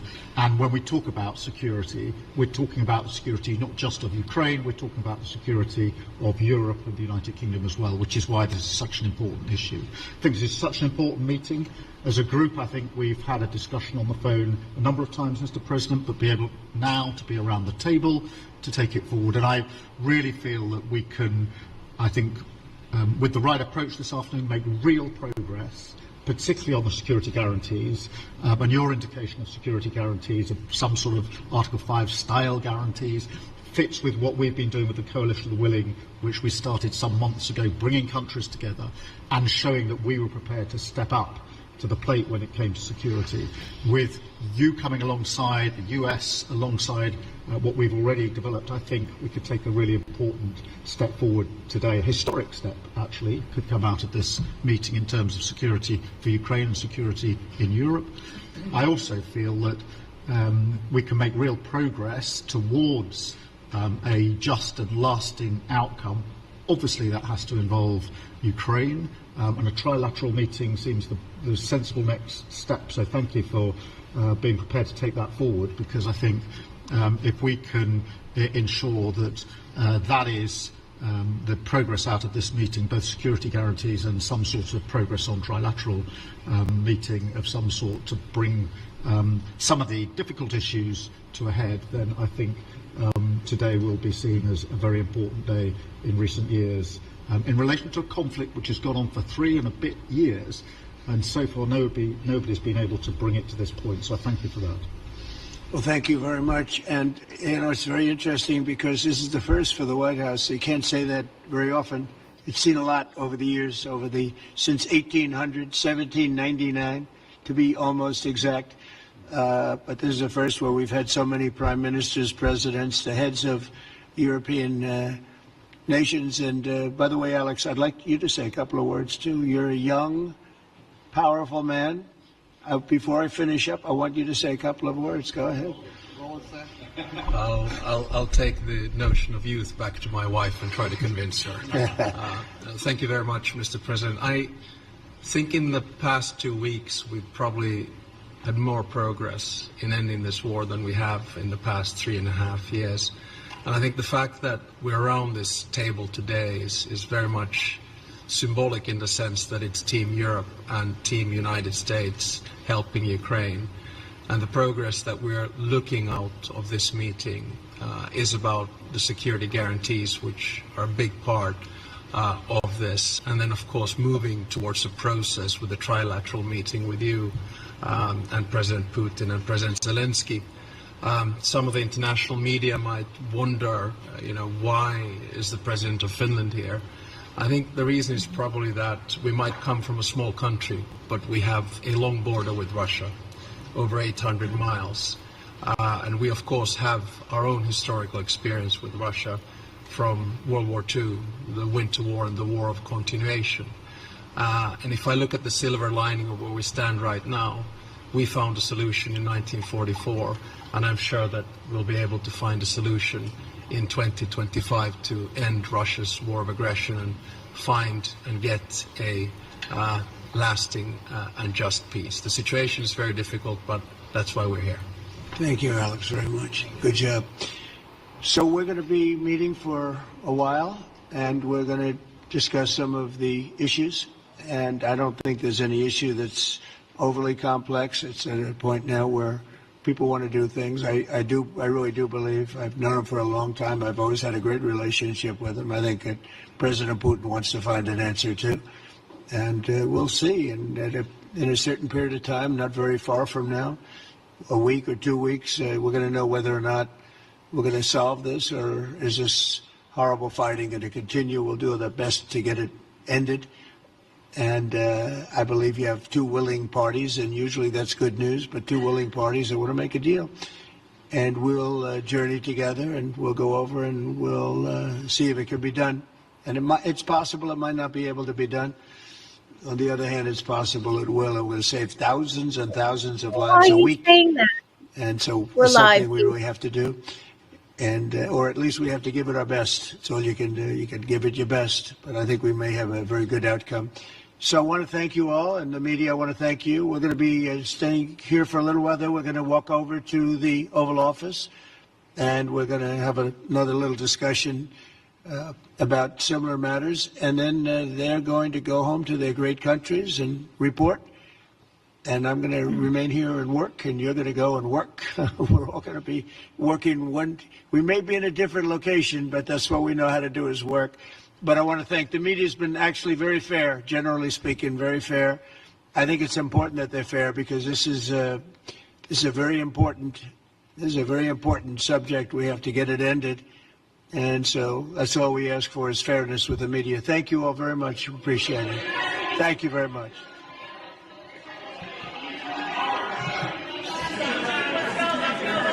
Thank you guys. Thank you, press. Thank you guys. Keep moving. Thank you guys.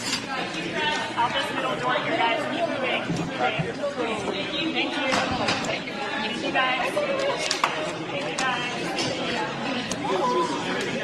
Thank you, press. Well,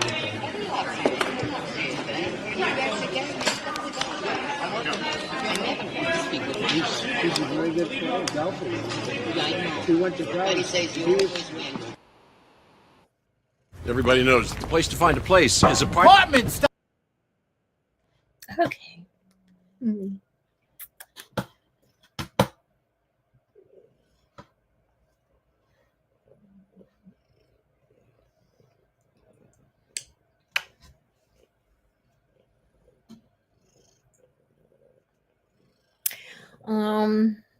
Okay.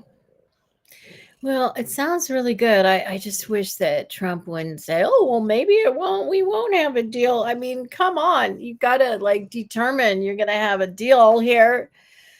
It does sound good though, and I just hope Trump doesn't mess it up. And I hope Putin doesn't mess it up. So, oh, we got more kitties here. Easy, baby. Hi. This is Wispy, and this is Charlotte. Hi, Charlotte. Hi, you want to get in on this, huh? Charlotte. Yeah. So, Charlotte, Wispy. Yeah. I think I'm optimistic. I really think it made the world of difference to have all the European leaders there. I do want to point out, let me find it here. This has to play out here. Let me just mute it while I play it out. I do want to point out, I noticed, I don't know if he was looking sour for the cameras intentionally for all the MAGA people. I don't know.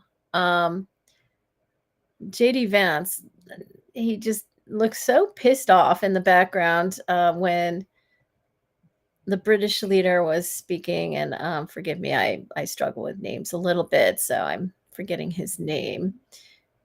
But I'm just trying to find this part of the video. Here it is. Wait, I'm going to share let me get towards the beginning, and then we can go through it. He just looks more and more pissed off as time goes on in the video.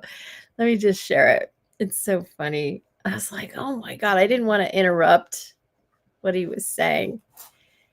Let's see. Look at him over here. Are you seeing this? Okay, let me make myself smaller here.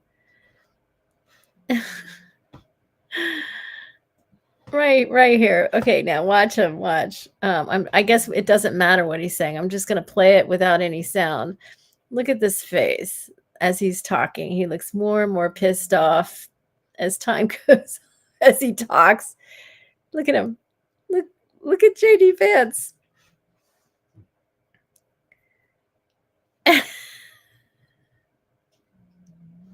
guess I should speed it up. Let's see how can I do that here? Wait. Normal. Okay. 2 times speed. Okay. Just look at this face. Looking around. Look at that sourpuss face there. Look, he does not look happy.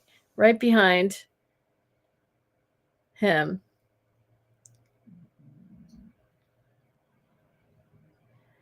I think he'd like to be at the big table, don't you think? He'd like to be at the big table, and he's being put back there with Marco Rubio. Doesn't like that. JD Vance doesn't like that. Nope. Just not like, he's not happy. And really, this is an improvement on the other meeting that President Zelensky had. And JD Vance has to know that he's part of the reason why all those British leaders came to support President Zelensky. I mean, the first meeting did not go well, and it affects them just as much as, yes, as much as it affects Ukraine, that it be a success. And I would say JD Vance had a lot to do with it not being a success last time. He was the one that picked the fight with President Zelensky. I guess he thought he was making, he was making a name for himself. I don't know. He was being all tough and setting the tone and becoming the hero for MAGA. I don't know. Glad he didn't get to sit at the big table. The big table. He was sitting on the sideline. He didn't like that, or at least he wants people to think he doesn't like that. Yeah. He's putting on a show for some reason. I really think that JD Vance is a double agent. I do. I do, and I think he's putting on a show. Oh, I think a lot of people are putting on a show.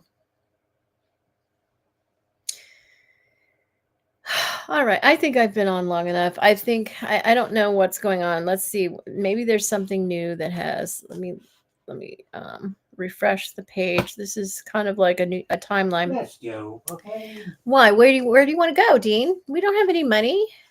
What do you want to do? That card. You don't have a card. Yes. We have very. We do have more money on the card than I expected. Like less than $20, but I don't even know. I mean, first of all, we need to think about tax tomorrow with the car. That's like $13 we decided, right? In tax, it's 141, and I have 140 in cash in my wallet, and then we need to add like $13 to that, right? And then that would leave us with $7 right now. $7. I mean, I don't know. We could split an ice cream cone. We can split an ice cream cone if you want to go out and get an ice cream cone. Okay, I had $114, $1,004 on the card. And what the hell happened? Dean, I went through everything together with you. Okay. I go through everything with you. I told you what bills I was paying. Okay. I'm going to pay this now. This is how much it is. Okay. I'm going to do this. Okay. Now I'm going to pay this. Okay. All right. We did it together. Okay. I didn't do anything without your participation. And all the money was gone after we were done, right? You saw it all disappear. Okay. It's just bills. Get the stuff. I know. I agree, Dean. All right. But we could split an ice cream cone. We did that once before. We can do that again. We don't have to have each our own ice cream cone. We can split one. Okay. Why don't we do that? Right. And we'll get a cup. I like the cone. We can ask them for both, right? A cup with a cone. I think we can probably do that. I love that. Do you want the soft serve, the chocolate soft serve? It's really it's so creamy and delicious with some chocolate jimmies on top. Okay. And I don't know how much a large cone would be, but we can figure it out. We have $7 until I get paid again. So I was too damn late. Right. I'm getting paid in two weeks from Wednesday. Today is Monday. So a week and 2 weeks and 2 days. And that's exactly how long Elisabeth was in the hospital ones, 2 weeks and 2 days in the summer of 2020. Yeah, so I'm getting paid in 2 weeks and 2 days. Okay, Dean? But right now we do have $7 in cash if we subtract what we need for tax tomorrow. Yeah, good. And we might not need every dollar because it might not be 120 to repair the mirror. She said worst case scenario 120, and then but that's then 21 for reinspection, and then tax, and we're thinking $13 tax. Actually, 141, right? $13 tax should be about right. And so we have $7. I think that's one ice cream cone, isn't it? Because it usually costs 12 something for 2 ice cream things. All right. So that's what we're going to do. It's almost 4 hours now. I guess I don't know how I make it so long, but it always ends up pretty long with me, doesn't it? It's too bad though that I don't have anybody in my audience, that I'm just doing it for myself to get declassified. I don't know what else to do. But I really hope that YouTube takes a serious look at what it's like for a new creator. I'm not a new creator either, a small creator.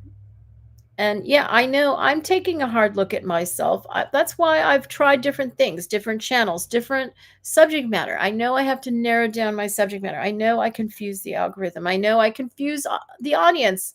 I do, because nobody's heard of me. I've never been in the press. I mean, well, I have, but as a clown, as an example of somebody who is crazy, so nobody takes me seriously. They don't. I mean, I can't believe how influenced the masses are by what's on television. They can't think for themselves and take a chance and watch somebody new just because they're not in the press and they've never heard that this person is who they say they are.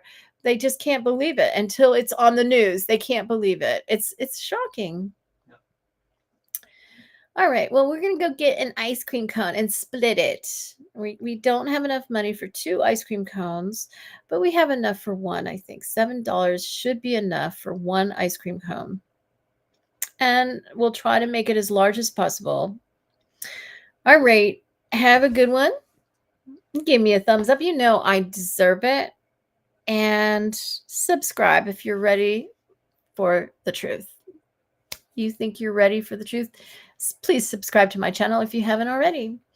And that's all I have for you today. I guess that's good enough, right?